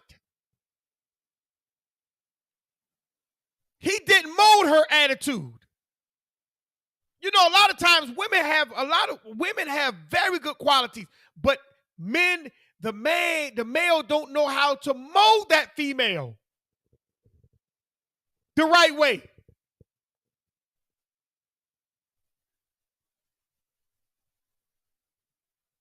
Especially what we call a so-called melanated woman, because they say, oh, she got a mouth on her. But sometimes the male has to know how to what? Mold that mouth to help him.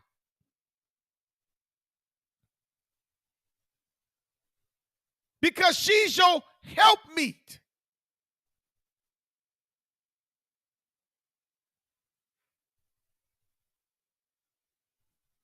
Now, some of y'all sisters, y'all can't be molded.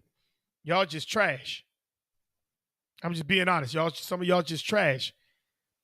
Y'all molding days are over. You just trash. And I ain't talking about the older sisters. I'm talking about some of y'all younger sisters. Y'all just trash. Y'all can't be molded. Because you never was taught how to be a wife or help me. And some men, you're trash too, because y'all don't know what to do with it. Y'all don't know what it is to be a male, a man, a husband.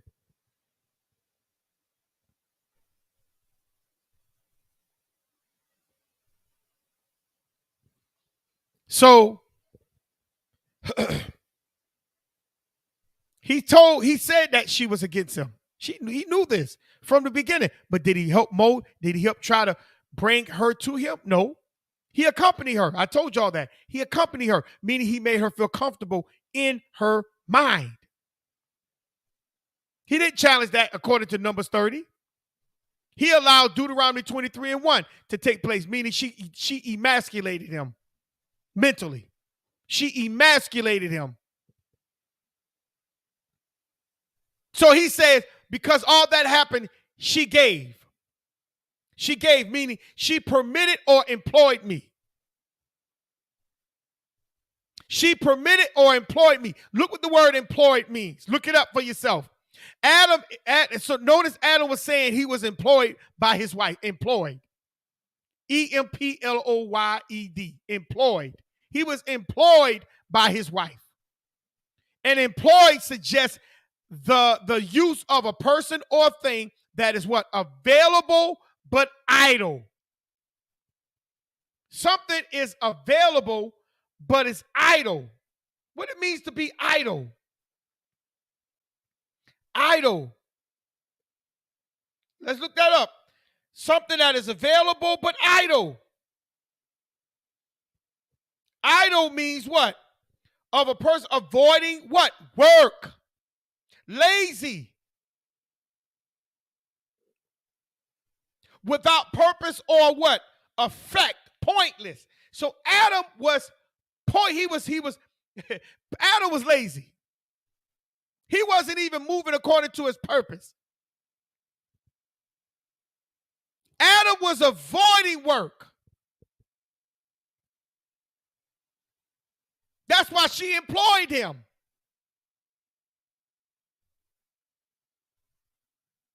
Inactive. He was not doing anything. He was inactive. He was disengaged, meaning anything can come in, anything can happen. That's why his wife employed him. She gave. She shouldn't have given him. He was supposed to have been given to her.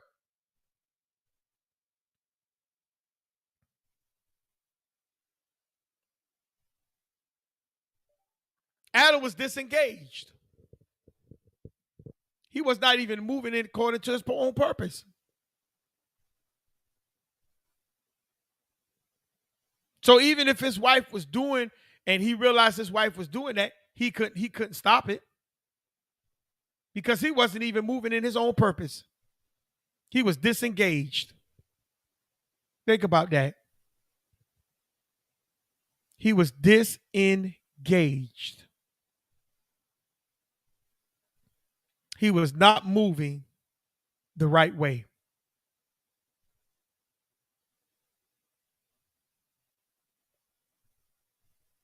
Because if he was doing according to his purpose,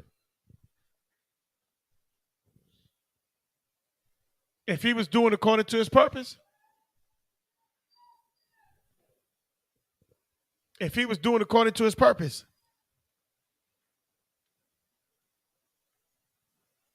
she couldn't have given him that. And if she did, he would have shut it down. But he's blaming his wife.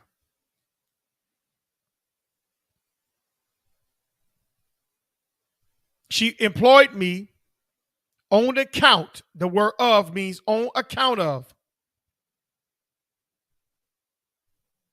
On the account of. What on the account means? See? She only did it for the tree.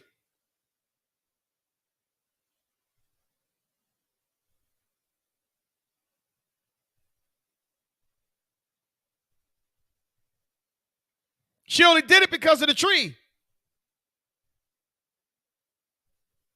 On the account of, meaning because of that fact. Because of the fact that.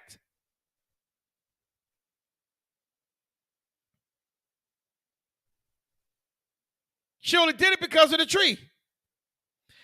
On the account of, introduce the reason or explaining for something.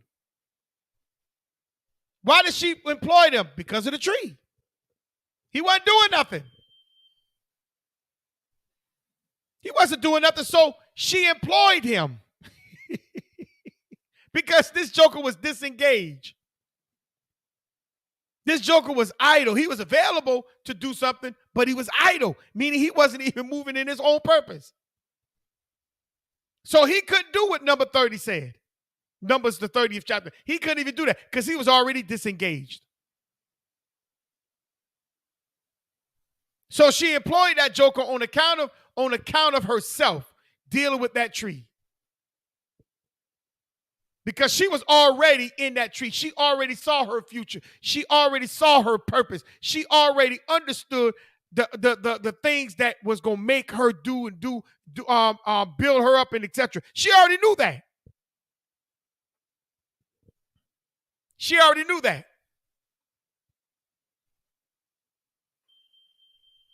So when she gave it to him on account of what she was bringing to him, he ate it. Because he was disengaged in the eye. He wasn't doing nothing. He was just sitting back, not having no purpose, not trying to fulfill nothing. He was comfortable, satisfied, no matter what. He was disengaged. So he said, I ate.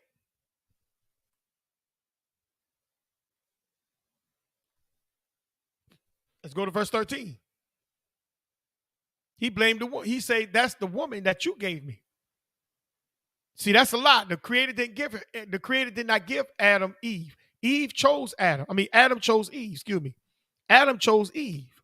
Now, I know y'all going to look at the language, the English, and say, oh, no, see, the Bible says Adam, the Creator brought Adam from a rib and all. No. That's allegorical. Learn how to read allegorical. Adam chose Eve. And now he's trying to blame the Creator for his choice and his decision because he realized he's the head and everything messed up simply because of who? Him. So verse 13, now the Creator, now the divine one is going to who? Eve.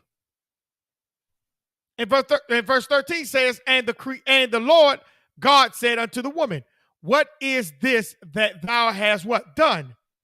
And the woman said, the serpent beguiled me, and I did eat. Now, I want to break this down. Because even the woman tries to get out of it. The man tries to get past Numbers, the 30th chapter. Realize he fulfilled Deuteronomy 23:1. He was emasculated. So now the female, the wife, is now being asked. And she's thinking.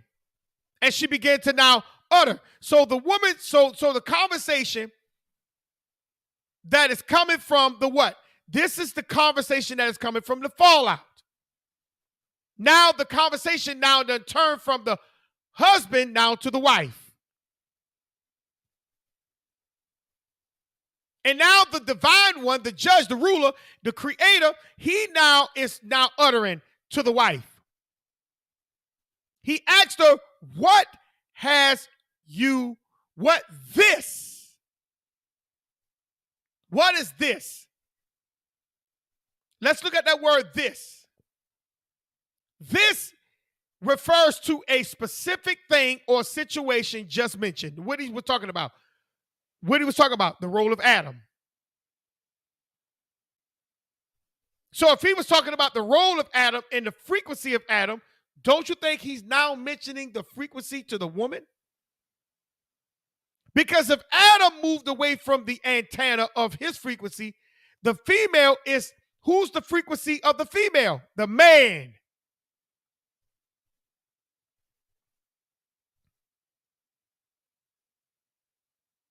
The man gets his vibrations and his strongest frequency when he's in place according to the role that he was put in. And the female gets her strongest frequency is when she's in place for the man, the male. She can't pull any frequency beyond the man.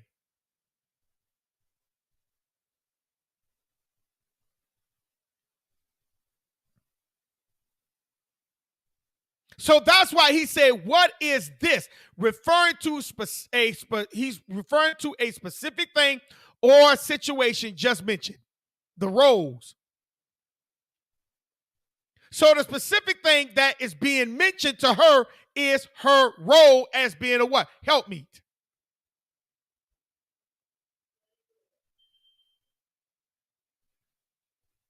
She ushered Adam into a mindset that was not authorized. Meaning that wasn't her role to do that. But she did it anyhow. Think about that. She did it anyhow. She wasn't to give him nothing. Not into that manner. That wasn't her role to do so. It was her role to assist him, to help keep his mind to the tree of life, and to help him get to the Sabbath. Not to introduce something to him that causes his mind to leave the Sabbath and to think outside of the tree of life. That wasn't her role. She was not authorized. So he says, what is this? He said, what is this thou hast done? What is this you have produced or appointed? Or what is this you have ordained? What is this you produced? See, a lot of times, a lot of people don't see the things that they produce when they produce it until the fallout happened. So he's asking her, what is this thing you have produced?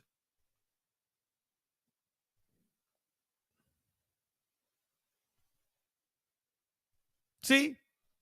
And that's why it says, and the woman said, and means thinking. She's thinking. And the wife uttered when she realized what was being asked of her. She said, the serpent beguiled me, and I did eat. The serpent is the one who practiced divination, learned by experience. Pail means to cover or wrap. It also means the height, position, strength, rank for judging quality. So she's saying that the serpent practiced divination on her, covered up her strength, covered up her position, covered up her height of where she's supposed to have been standing next to her husband. She's no longer the wife. She said the serpent did this. He practiced divination on me and beguiled me. He put me in a trance. The word beguiled, she said beguiled me means to deceive, to be beguiled, meaning charm or enchant someone. He sweet talked me. He sweet talked me. He got me comfortable.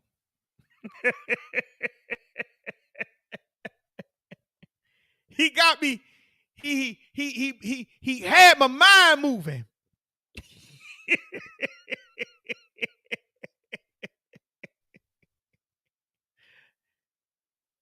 He had me thinking. other than. This what she say. This what Eve said. See, to deceive someone in order to swindle them out of something. What was the serpent trying to swindle Eve out of? Because that's the only way you can beguile somebody. That's the only way that's the only way charm or enchantment work. You're trying to get something from them. What the serpent was trying to get from Eve? Let's talk about this. What was the serpent trying to get from Eve? Huh? Because we say that the serpent lied to Eve. Let's go back up. Let's go back up.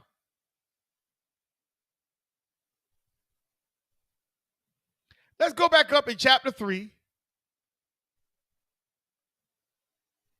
and verse 6.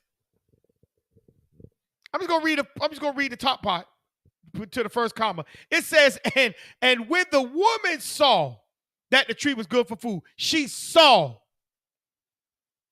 Saw means to perceive, means to examine. So if the woman examined that fruit and she perceived herself of the things that was taking place dealing with that fruit, and she saw that the tree was unyielding to her, so she had to adjust to the tree. How is it now that she's being beguiled? I'm going to wait for that one. How is it that now she's being beguiled? Because she had time to examine that thing.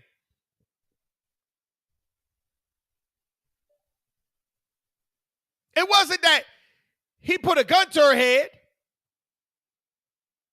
or he had her around the neck and choking her. She literally saw, she literally examined what she was doing. The same way Adam tried to disconnect from his decision of choosing her, she's trying to now disconnect from the decision she did and blame it on the serpent.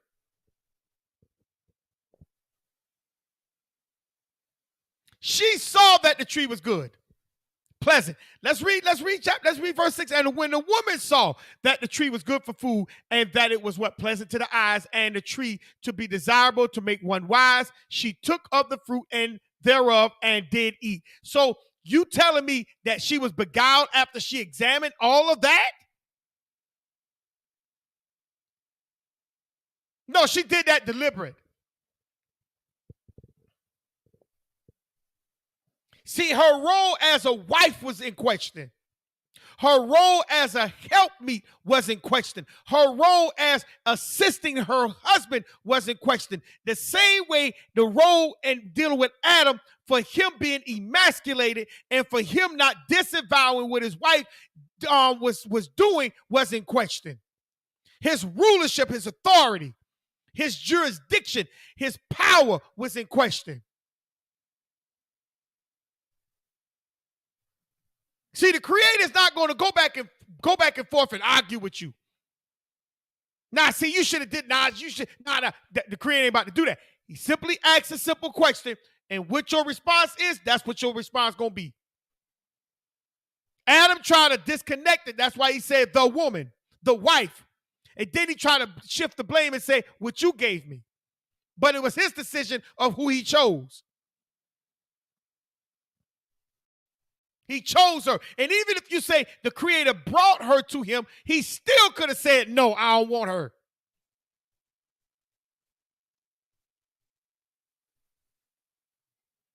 He chose her. And now he's trying to blame the Creator for his decision, not the Creator's decision, but Adam's decision. And the female, the wife Eve, she tries to what? Blame the serpent for something she examined. She had power over. She understood, she realized, and she knew the ins and outs to that thing before she even took part in it.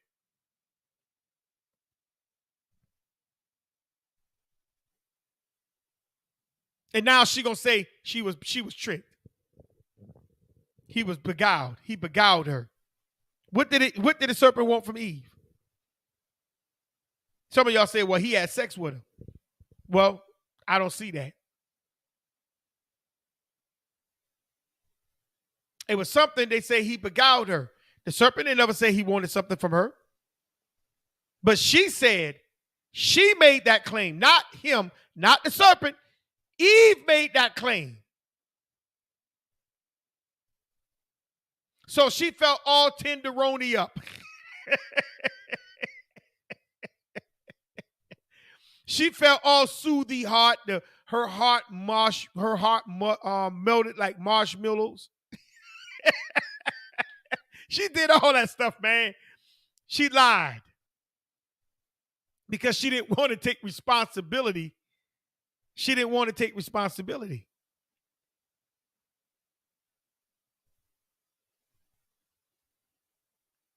So now the question is, why will the serpent deceive Eve? Why would she say the serpent deceived her? What was the serpent trying to swindle her out of? What was he trying to swindle her out of? If she was examining the fruit and understood the fruit before she ate it, how was she deceived? And a lot of people was going around with that lie talking about the serpent deceived Eve. Was she deceived? Or was that something deliberately she did?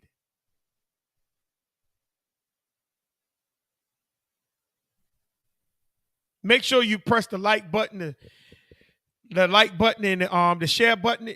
You make sure you share this with somebody who you know needs to hear this lesson. And if you haven't yet subscribed to the page, make sure you subscribe to the page and you press that bell, the ways that you can receive all the times, every time that we come on, you will be able to receive the letter. It lets you know that we have come on, and you are able to now join us. So make sure you subscribe to the page and make sure you press the thumb up and make sure you share this lesson with someone who you know needs to hear this lesson. All right. So back to the lesson. She lied. She lied about being deceived. The serpent didn't need nothing from her.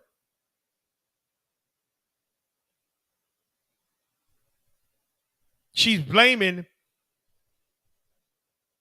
her situation on the serpent. She's blaming her situation on to the serpent. And that's what a lot of us do. We try to shift the blame.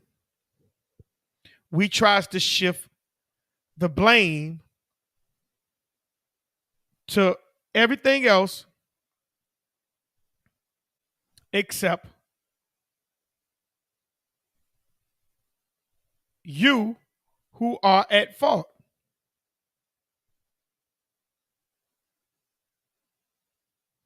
Give me a second.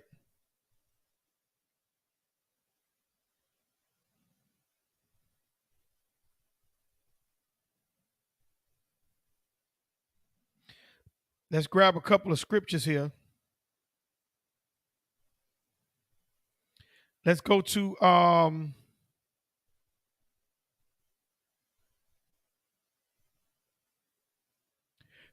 let's go to Proverbs 12 and 22. That's Proverbs, the 12th chapter, verse 22. It says, lying lips are an abomination to the Creator, but they that deal truly are his delight. See, if I have to lie about something, that's an abomination. That's the reason why Adam and Eve were punished, because they refused to take the responsibility and they refused to acknowledge that they fell into their roles. Proverbs 12 and 22. Let's read it again. Lying lips are an abomination to the Creator, but they that deal truly are his delight. See, if they would have dealt respectfully and honestly, the Creator would have dealt with them better than what they were dealt with. But because they try to lie and shift the blame and not take accountability, that's why they were judged. Let's go to Proverbs 28:13. He that covereth his sins shall not prosper. See? But whosoever confesses and forsake them shall have mercy. See, even when they were being questioned, they did not even forsake the things that was taking place to them with them. They didn't. They didn't even confess that it was their fault. They just tried to shift the blame. It was Adam, hold on. It was your fault. That was you. You chose Eve. Adam, it was your house. You had the opportunity to disavow what she was doing, but you allowed it.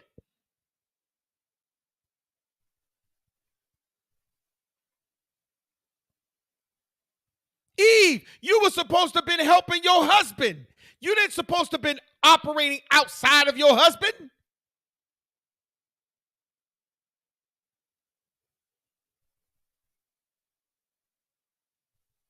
You didn't supposed to engage in something that was not beneficial to your husband or your house. Why would you do that? And then if you thought it was beneficial, should you not have taken it to your husband for him to decide?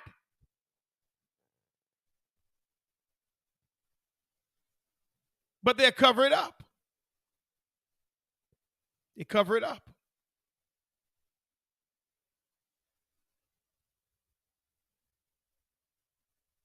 They cover up their sins.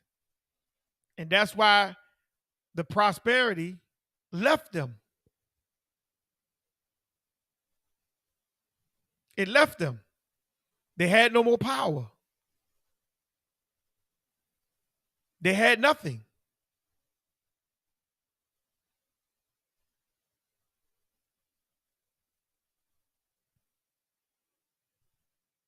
Job 5:3. I have seen the foolish taking root, but suddenly I curse his habitation. See?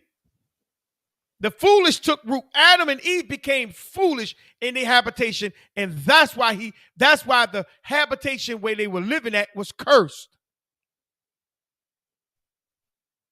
It was cursed.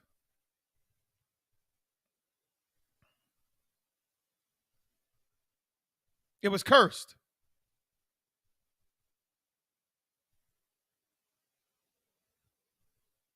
But we don't get it. We'll still play these games. Ezekiel 18:20. The soul that sinneth, it shall die. The son shall not bear the what? Iniquities of the father, neither shall the father bear the iniquities of the son. For the righteous of the righteous shall what? Be upon him, and the wicked of the wicked shall be upon him. You're not going to, the father can't die for the son, because sooner or later the son going to become the head of his own house. And the son can't come back and die for the father, because the father is responsible for his own house. That's why when I read Numbers, the 30th chapter, you didn't see anything in there about the son. It was about the wife and the daughter.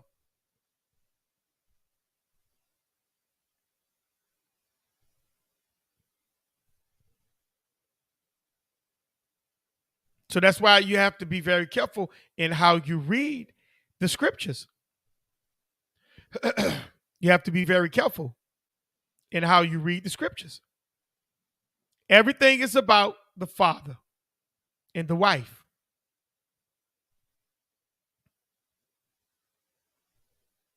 See, it's about the father and the wife. And if the daughter is in the house, then she falls under the father's rules, not the son, because the son gonna soon leave and get his own.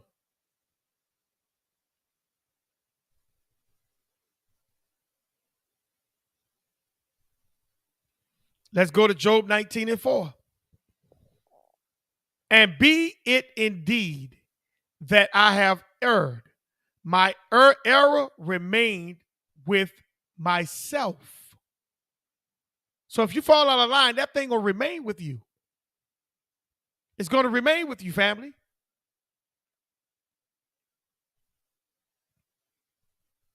Numbers 30:2. If a man vow a vow unto the Creator or swear an oath to bind his soul with a bond, he shall not break his word. He shall do according to do all that proceedeth out of his what? Mouth. See, we have to be very careful at the things that we say. Adam chose Eve.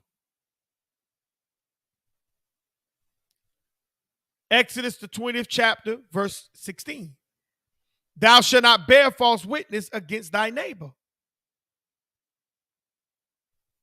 I can't be bearing false witness. I can't lie just to not get in trouble or to not be punished. That's bearing false witness. You're going to be judged for that.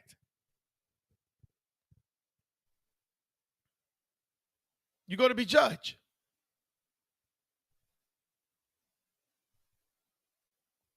You're going to be judged.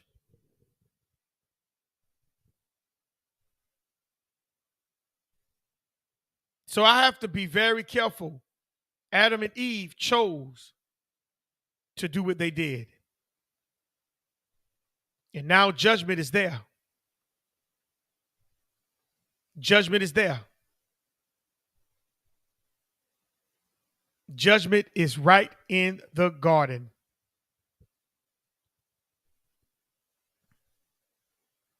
And I'm going to end it right here. And we're going to get into the serpent. We're going to get in next week with the judgment. Because the judgment is something that we have to pay attention to, because the Creator is now going to start to bring judgment from the serpent to the woman to the man, to the male. And they're going to have to give an account for all that they have committed. But what did the serpent want from Eve? What was he trying to swindle from her? We're going to get into that next week. Because she say, he beguiled me, he tricked me. You know what he wanted from Eve? He wanted her jurisdiction, her power. Because like I told y'all, when Adam says she's the flesh of my flesh, the bone of my bone, he saw how powerful attitude, like an anvil, Anvil. Her attitude was persuasive. She could persuade. She had a way of persuading people. And she had a way of knocking things out. This was she had. And he needed her on his side. And the first person she knocked out was her husband. Because when the woman knocks the man out of the way, there is no more house.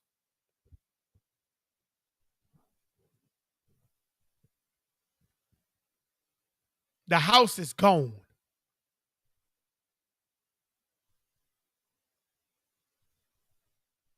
Let's go back, and I'm gonna close it right here. If anybody want to come up and want to say anything, the link is in the chat. When I get to Numbers, the 30th chapter, you can come and say anything you want to say in lines of the lesson. While I'm pulling this up, Numbers, the 30th chapter.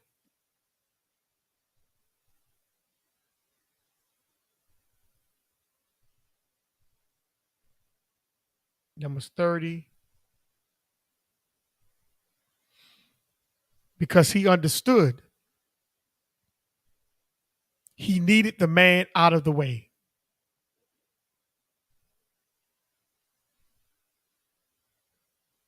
He needed the man, the head of the house, out of the way. Why? Here's why.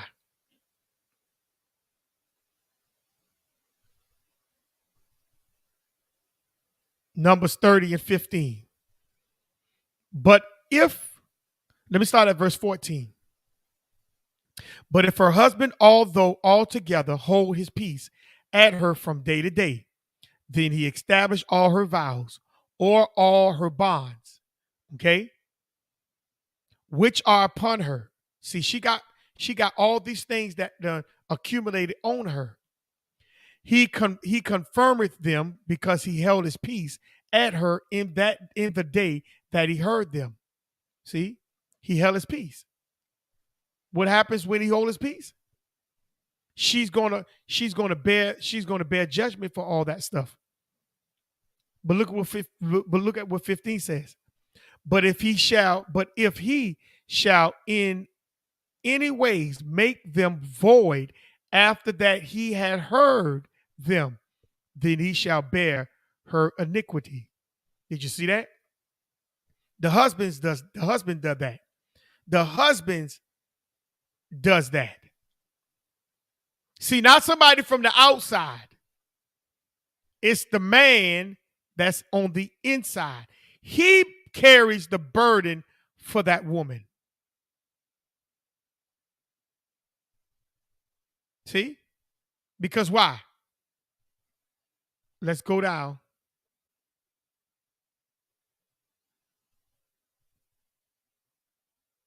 Hold on, let me find it real quick.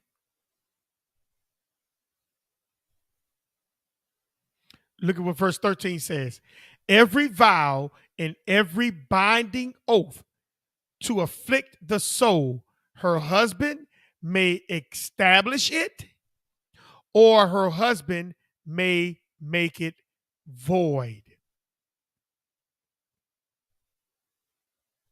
So he needed Eve to knock the man out of the way.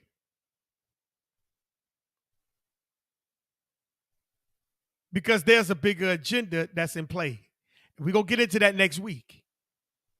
We're going to get into that agenda because the curse is now coming. And this is all he needed. He needed the curse. He needed the power in the house of the garden gone. He needed all that. He needed them in another realm clashing with the realm that they're already in. He needed that already. He needed that. This is what the serpent needed. This why he swindled her. He cast a spell upon her. Because he needed Eve to knock the head out of the way.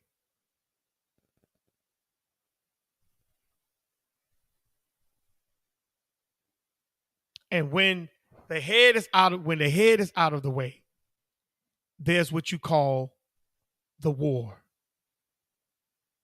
between the male and the female. This is the war. Now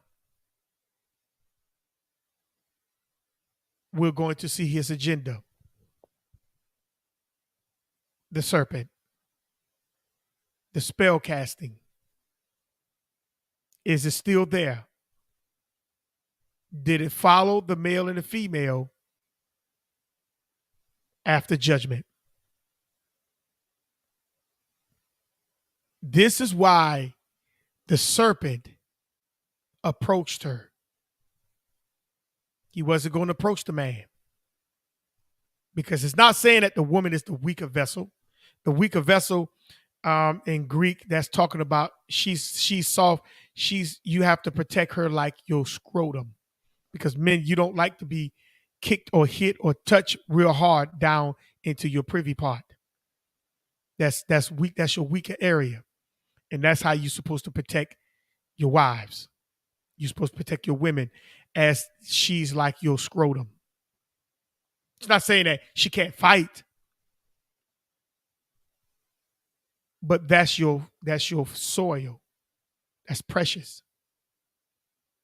And he needed the male out of the way. And he used the female to do so. And we're going to pick up part 8 on next Shabbat. This is my Shabbat. I don't know if you celebrate Shabbat, but I do. And those who did come in and join, I thank the Creator for you doing so. Make sure you press that subscribe button. If you haven't subscribed to the page, make sure you press the thumbs up and make sure you share this post on this lesson to those who you believe need to hear this message, this lesson. So until next Shabbat, we coming up on the New Year's. The New Year's is on the 15th of March. Until then, I like to say, may your Shabbat continue to be peaceful, restful, and relaxful. And if this is not your Shabbat, may your day continue to be peaceful, restful, and relaxful. And until we meet again on the next Sabbath or the next Saturday, shalom, shalom. And I hope you enjoy what you have heard. Peace.